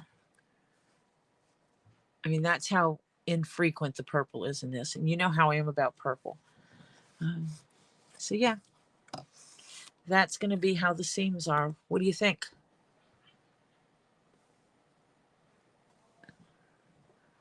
Yeah, there's something about his voice that's, you know, when I'm leather crafting, it's actually calming and makes me feel comfortable. So yeah, I learned a lot of stuff, whatever I didn't know, but I do now. A lot of that I learned from Tony regarding doing this stuff.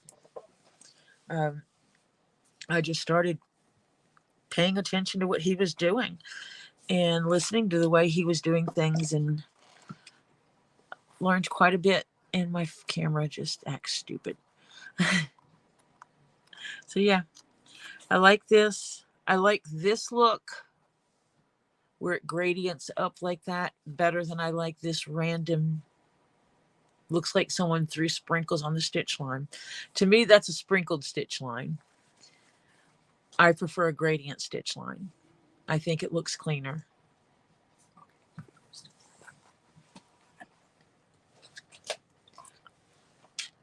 Hello, everyone.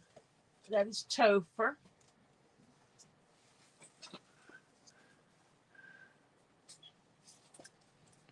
It is 8:17. I do need to check something. I know Two Leaves in a Pod is going on tonight at 10. But to save my hands, I think I am not going to stay on too much longer because of my hands hurting. And I have the wonderful journey of putting these pins into this stitch line. So I'm going to do that, and the possibility of I'll go ahead and stitch this tonight while I'm watching Two Leaves in a Pod, just for the sake of getting my mental stuff going on. And I can send a picture of this to Doc to show her how her hat's coming along.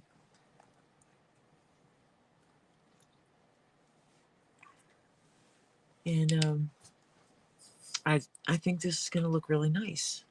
So I think I'm going to stop and do a little bit of a chat with everybody.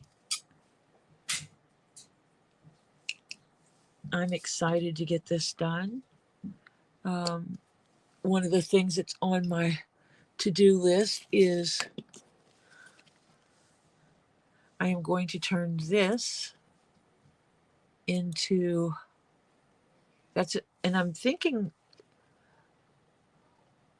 that might be how big it has to be. It's going to be like something that can be attached to keys, because if I try to make it any smaller,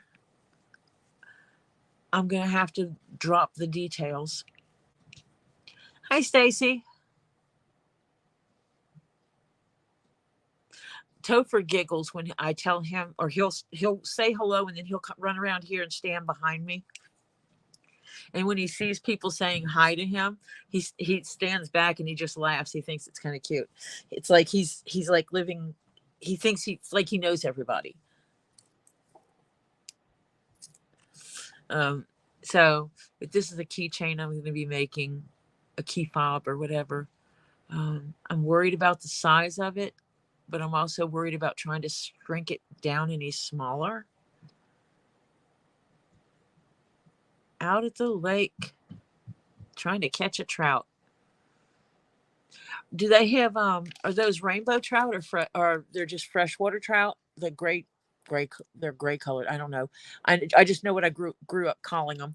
We had regular trout, and then we had rainbow trout. Get me some coffee going on here.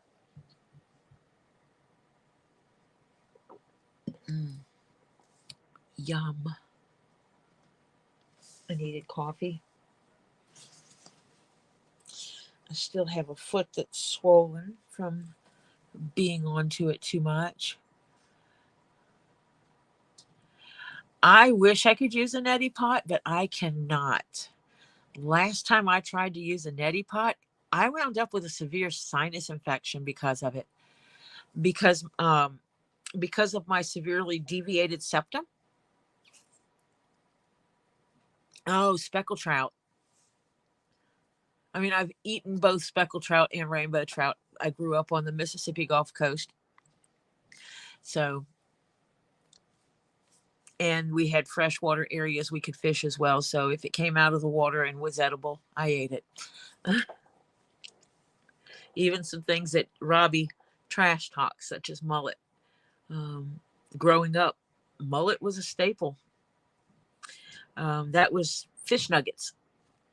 My uncle would catch mullet like crazy, and he would clean them, and he would cut them up into chunks about like that, and deep fry them. And that there, when we would do a cookout, there was always fish nuggets on the table for anyone to just walk by and grab, and it was mullet. Not my favorite fish, because my favorite fish is a good, well-cooked flounder.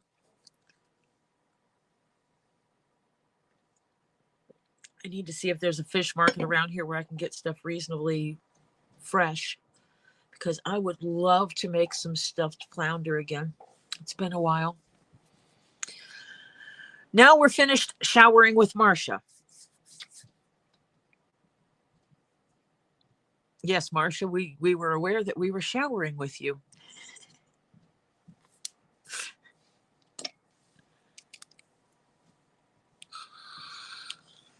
We weren't looking, though. We were nice. We turned our backs. We weren't peeking.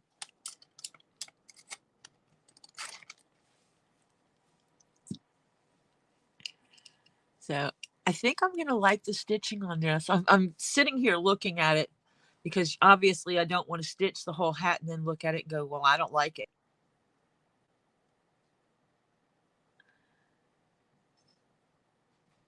Oh, Stacy, you were trying to peek?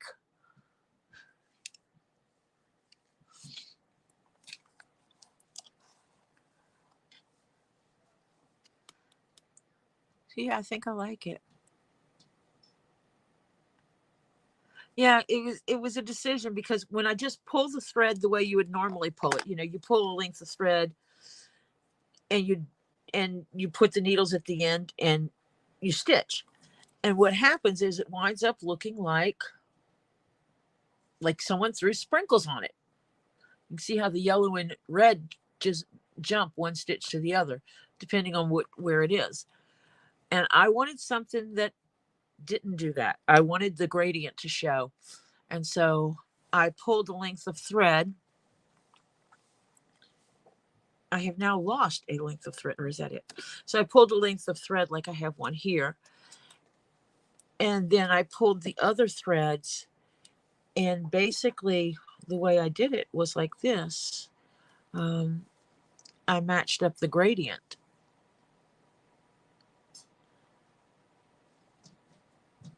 Like this, and adjusted the threads as much as I could to try to make it where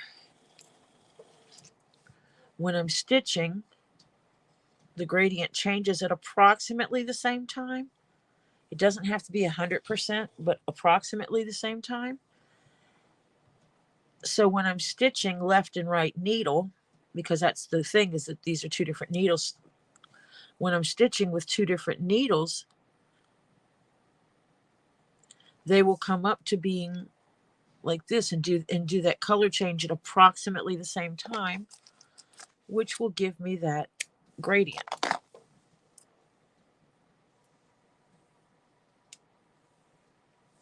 And that's what I was looking for. And I went ahead and cut this one since I was already working with it, showing how the threads kind of somewhat match in their changing of colors. Down here, not as much, but that's okay.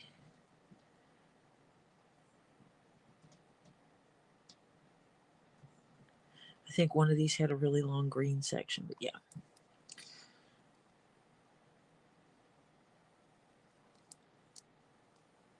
Which I think I'm gonna go ahead because I want one to start with a red, so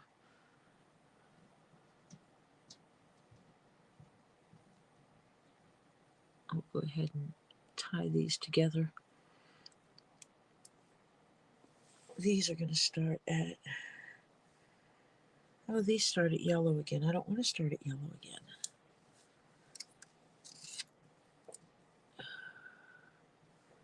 Let's see. I start there, 2, 4. Okay, I will change where I'm starting this one. And this is where I will be wasting some thread.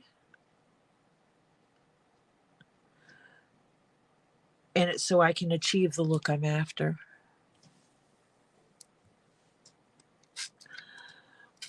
Yeah, flounder is one of my all-time favorite fishes. Has nothing to do with the Little Mermaid either. I don't know why. My uncle had brought some flounder to the house one time.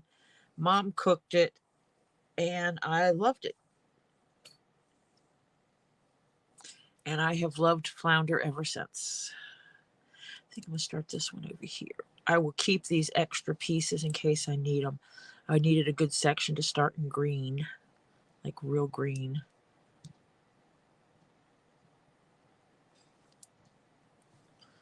So now I have one that will start in green. I have one that will start in red.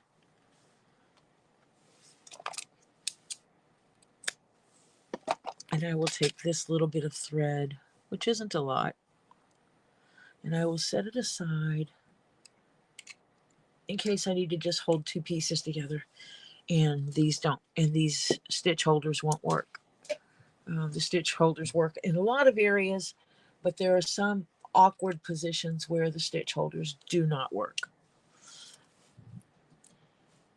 And I have been on here almost 2 hours today. And I think that's about where I'm going to go. Because I have this plate my grandchild just brought down to me, which has corn on the cob, mashed potatoes, and barbecue pork chops. And while it is too hot to eat at this moment, it won't be forever. So,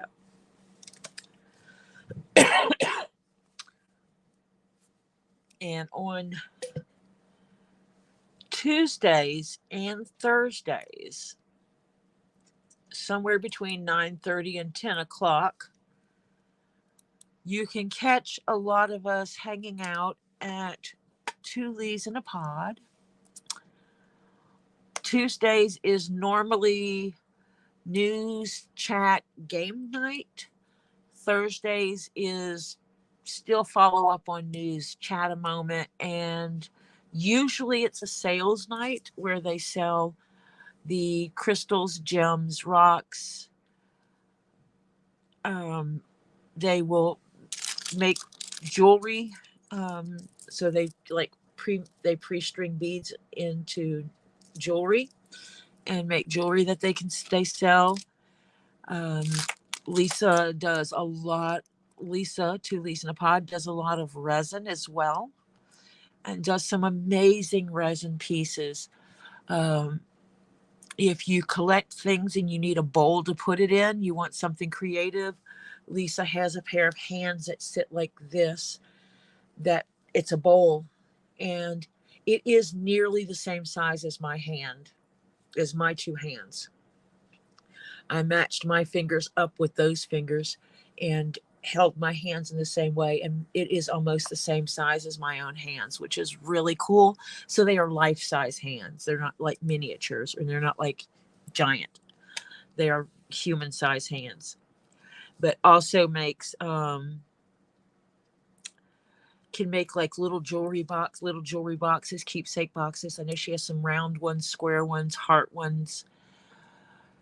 She can make bigger ones. She can make trays, like for drink trays and coasters.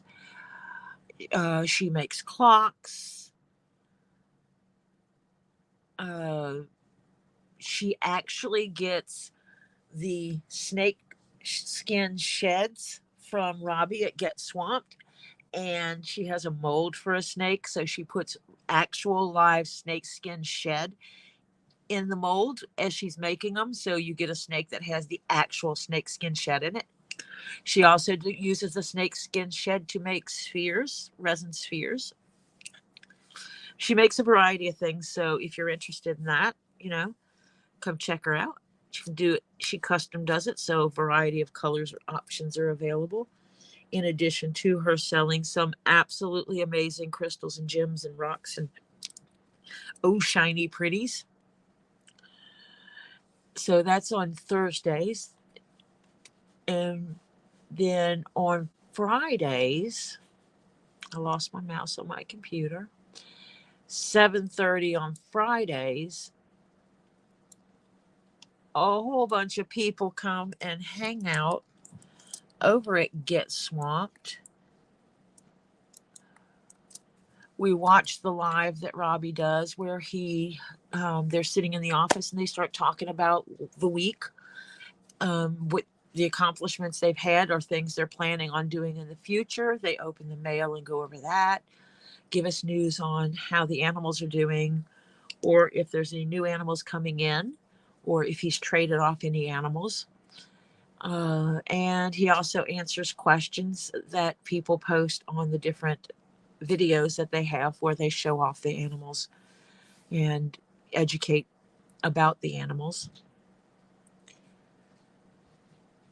They have some amazing, he did a couple of catches of smaller gators. They just did one. It was a 2-foot gator, a little girl, female gator, 2 feet long, and she was swimming in someone's pool. it's kind of cool. And it's like another time recently that he got one. It was like a 7 or 8 foot gator in someone's swimming pool. And if it's an emergency gator call, he records those live, and so we get to go on the adventure with him, if at all possible. Other times he will record the nuisance gator calls. He will record them and post them later. But he also does life on the farm, so we'll see them feeding the gators, feeding the pigs, feeding the tortoises and turtles. You'll see the rabbits hopping around, the Pikachus, lemurs, multi kinds of lemurs. You might see a hedgehog, you might see a snake or a lizard, just a variety of animals that get swamped, and he puts them on the videos. He does education time with them where he'll explain things about those animals, and I think that's really cool. I have been down there a few times. I enjoy going down there. What you see on the videos is what you get when you visit with them. Robbie and Z and John and Scott and Heather and Lisa, they're as real as they seem online. That's how they are when you meet them face to face. Safe people to be around. I've never felt threatened at all, even with the joking around of I'll just throw a snake at you, or I'll just throw you in with the cobras or stuff like that, throw you in the gator marsh or something. They're joking. There's jokes that are said that if it happened in real life, it could be dangerous. But again, they are joking. I have never felt afraid or threatened while there. I have actually felt extremely safe.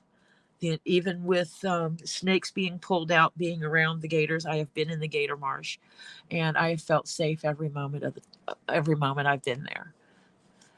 And so we go there Friday and watch them, and money that is raised from the sales they do on Friday nights and super chats and stuff like that, all of that money goes into the care of the animals, whether it be helping build new enclosures for animals, bigger enclosures for some animals, new enclosures for other animals.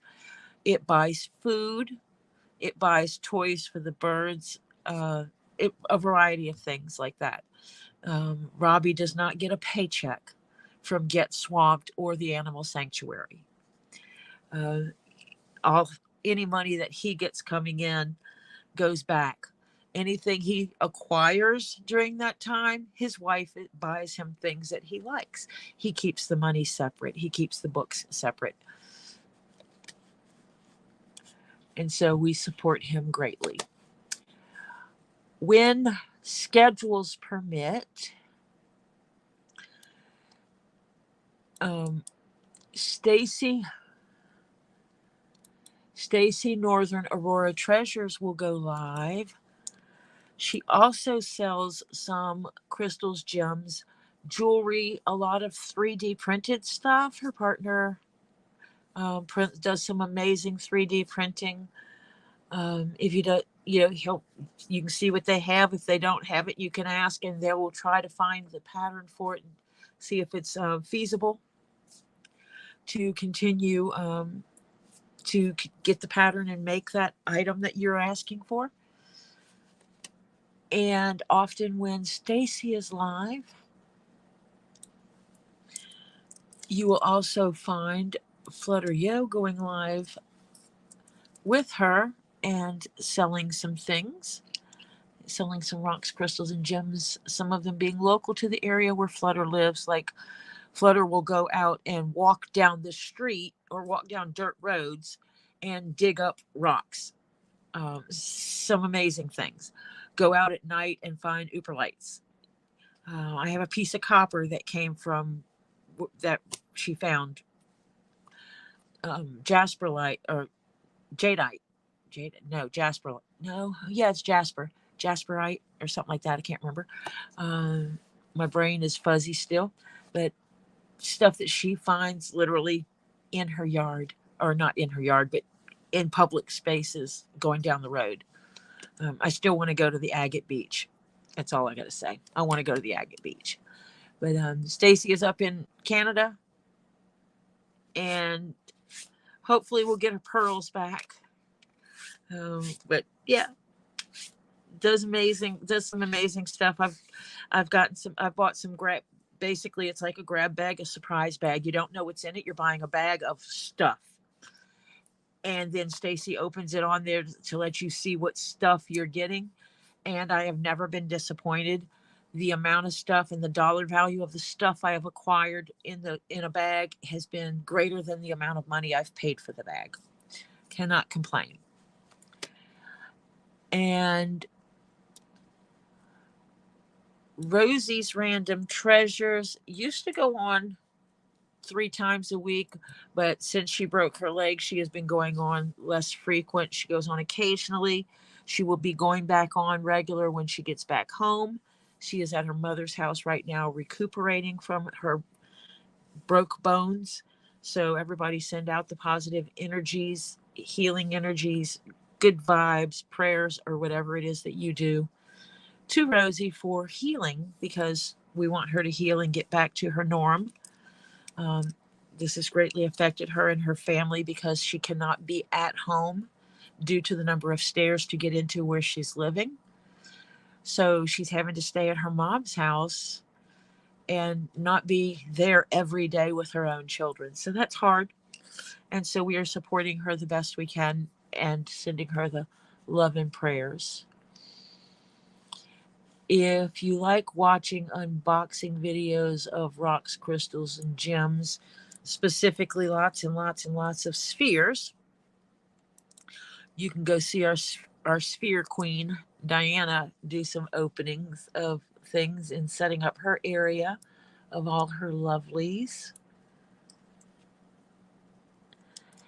And one of our own, Phil, aka CPR 58, he's going to start doing videos of his life in a wheelchair. Not that long ago, life has happened and his body has not been nice. So he has had to use a wheelchair more and more. And so he's going to do some getting around in the wheelchair adventures. And I think one of the things it's going to do is it's going to point out the need for better accessibility accommodations. It will show where we're lacking in the United States when it comes to accessibility accommodations. I'm excited for him to start those videos so we can see how things are going with that. And if I come on, it's either going to be a Monday, Tuesday, Wednesday, Thursday, Saturday, Sunday. I never go live on Fridays because that is Robbie's day. Wednesdays, if he goes live and does a boxing video, whether or not I go on depends on when he goes off. If he stays on really late, then I'm not going to go on because I do work a regular job during the week. But if he comes on early, like at 4:30 and stays on for a few hours, then I will come on for a few hours and do some leather work. I do not come on every week. It depends on what commissions I'm working on and what the real life job situation has me doing. But I have been trying to go on more lives, more to do the commission work, the different leather work that I like to do, to socialize with everybody, to let people see what I do. Maybe it might spark some interest, or someone might be doing leather crafting of their own and they have questions. It gives them the ability to ask me questions and I will answer. I can't go to Diana's with the link posted. Uh-oh. Why is it not working? Did Diana change her name? Oh, it might be that it doesn't have the word channel in it. Let me see. Let me see if I can fix that because, yeah. Paste and go.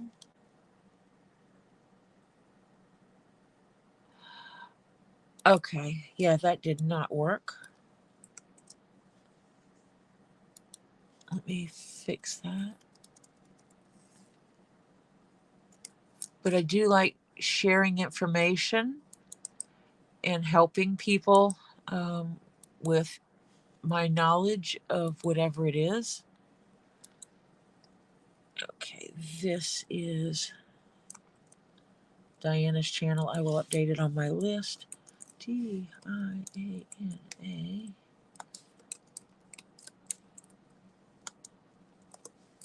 Try that one for Diana. I will delete the other one since it does not work.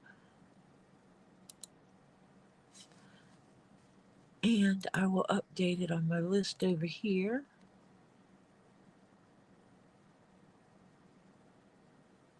So that I don't make the same mistake twice.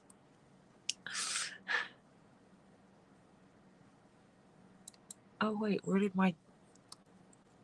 I lost CPR's, there it is.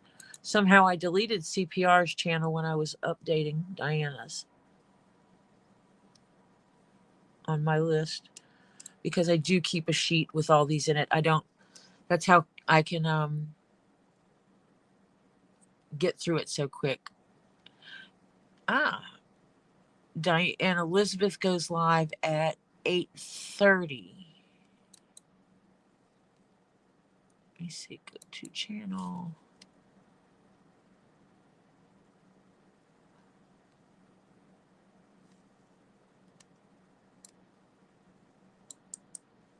I change this. Oh, I know what I did on Diana's. I went to her channel and it gives you those weird numbers.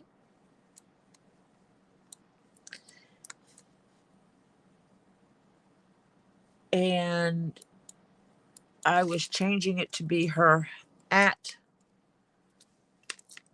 of her channel.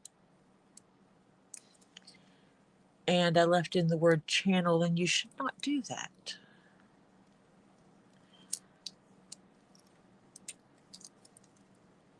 So if Robbie goes live on Wednesdays early enough, then I go live. Then Elizabeth goes live. So you can have like a trifecta of awesomeness.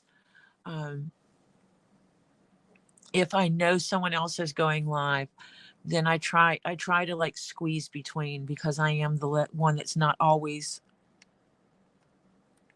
100% on schedule.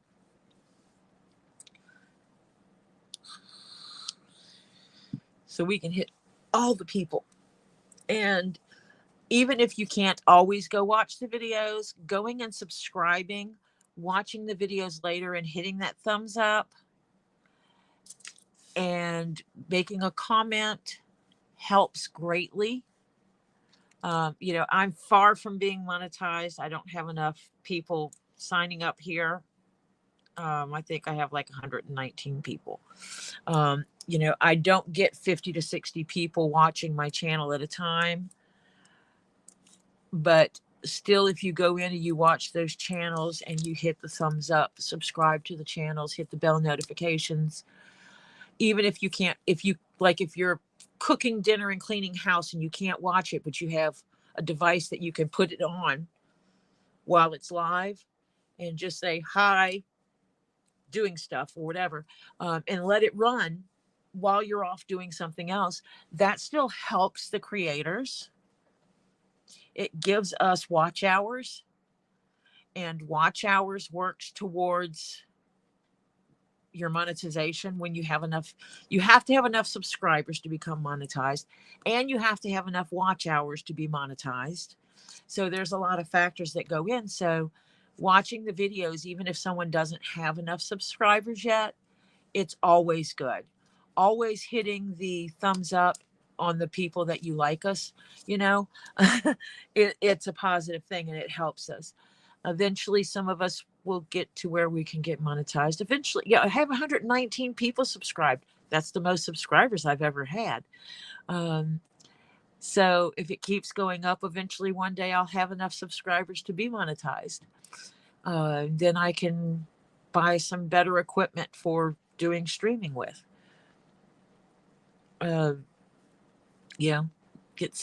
Get some better tools to do my work with or whatever. I wouldn't be getting monetized to support my home because I don't need to for that. I work a regular job for supporting the family. So my YouTubing is not going to ever support my family. Um, if I get blessed and have massive quantities of subscribers, and all of a sudden I'm drawing thousands and thousands of dollars a month, I might use some of it for personal use, but I'll also donate. I will donate to charity. I have no problem saying that. I already donate to charity. I donate to charity on a regular basis, whether it be cash donations or goods. I've donated to Robbie. I've given Robbie commissions for him to sell. Um, he gets money.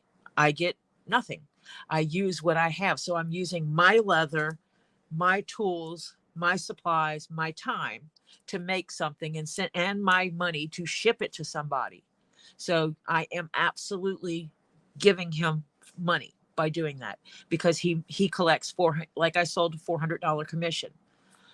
Marcia bought one of those $400 commissions. It's not private knowledge, it's public knowledge. It happened on a live. Marcia bought one of those $400 commissions. Marcia gave Robbie $400. I used what I had and I made a chess and checker set for Marcia's grandson for Christmas. Marcia was able to hand pick which colors. I literally sent her leather samples to pick which leather she wanted for the chess pieces and the chessboard, for the back of the chessboard, and for the carrying case it comes in. And I made the checkers match the chess sets. And I also turned around and bought some dice. His main colors were red and blue. So I put in a set of 5 red dice and 5 blue dice. That opened that up to being more than just a checker and chess set. He can play Yahtzee or various other games with the dice. And so it kind of expanded the from being a checker and chess to being a game set. I thought about making some Yahtzee boards from leather. This sounds crazy. And making little leather pieces, like putting a magnetic sheet in it and making little things that you put on it, but you can't score it that way. But I might make some tic-tac-toe sets to put in there and use magnets. Make a leather board for tic-tac-toe and make the tic-tac-toe pieces with magnets in them, and the board would have magnets in them, and then you could put them on. And yeah, I'm just trying to think of different things. And see, James loves it. It's unique. It's one of a kind. I can never make one exactly like his. One of the leather pieces I used was a one-off piece. It was from a one-off hide I bought. Something happened in the dyeing process, and this one hide came off different from the others. And so they sold the tannery sold it to Springfield Leather. I bought it from Springfield Leather. They had one of these. There isn't any more of that hide. There's one of that hide, and that's it. So I used the last of what I had as the backer to that board. So I don't even have enough. I have scraps of it, but not enough to make another back. So I could not duplicate the set I made for James. Absolutely could not duplicate it. The problem with a Yahtzee set is, when I'm sitting here talking about it, is you have to be able to put numbers on the sheets. So the only way to do it would be to make it where it was like a dry erase board. So like small dry erase boards set in a leather to hold them together. And then you could write in your amounts that you scored, but then you could erase it and reuse it. That would be cool. So making little game sets between commissions, and I could use up some of the scraps, the smaller pieces, to do that. I think that'd be cool. I might even be able to enlist grandchildren. But checkers, I need to look at a backgammon board. So I'm wondering if when I can change the back of the chess set to be a backgammon board.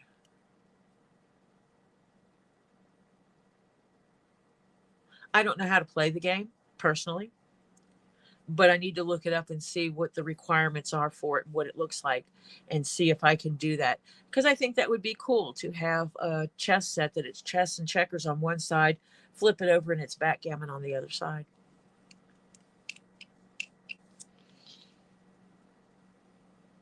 So I'm just trying to think of options. Okay, it is almost 9 o'clock. I need to eat my dinner and go use the facilities, get me a hot tea or something, stretch my bones because my body is aching.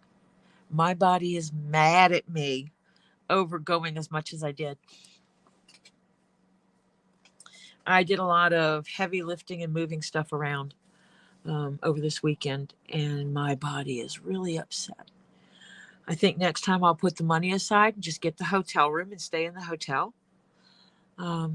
Because we drove back and forth, and that was cutting almost 2 hours out of our sleep time, because we were leaving an hour before we had to be there, and it was taking us close to an hour to get home and unload stuff from the car. So we cut into our sleep time by 2 hours, and that was not the smartest thing to do. So it looks like next year I need to put aside the money to get a hotel room, whether it be by myself or sharing a room if I'm going to teach this class, because next year I might be teaching 2 different levels of classes. The beginner class on cleaning, conditioning, and shining, and then a more advanced class on doing some repairs, basic repairs to shoes and boots and stuff. And because we're looking at going all the way up into almost to the level of starting to do what I do. I just realized I had a piece of selenite sitting on my computer. And so I'm going to put that in my box of stuff that I opened yesterday that I need to take upstairs or convince a child to carry upstairs for me, since my body hurts so bad. Yeah. So now that I'm thinking about it, I might just pin this together and set it aside and look up and start designing some other stuff for the future. And Marcia, I'm going to make a deal with you, is if I figure out how to do the backgammon board, if you think James would be interested in having that, I will make a steal of a deal for you, because you already bought the other parts.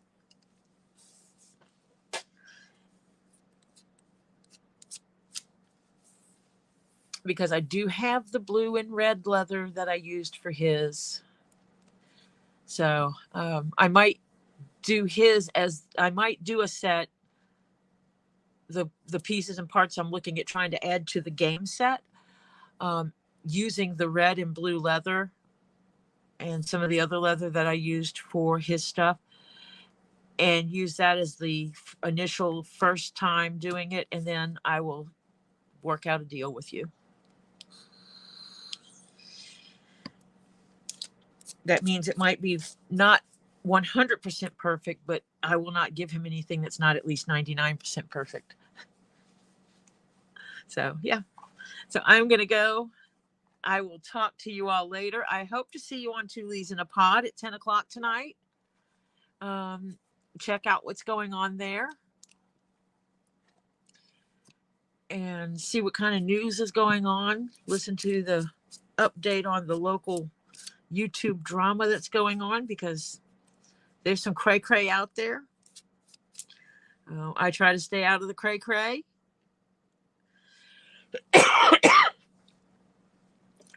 I don't think they could hurt me in any way, shape, or form, but I try to stay out of the cray-cray. Just because I think it's the right thing to do. I think there's some very toxic individuals on YouTube. I do not go to toxic channels. I will not give them the grace of having their names mentioned here because they don't deserve it. So I will see you all later and hopefully see you at Two Lees in a Pod tonight. I am going to bid you farewell. Bye for now, everyone.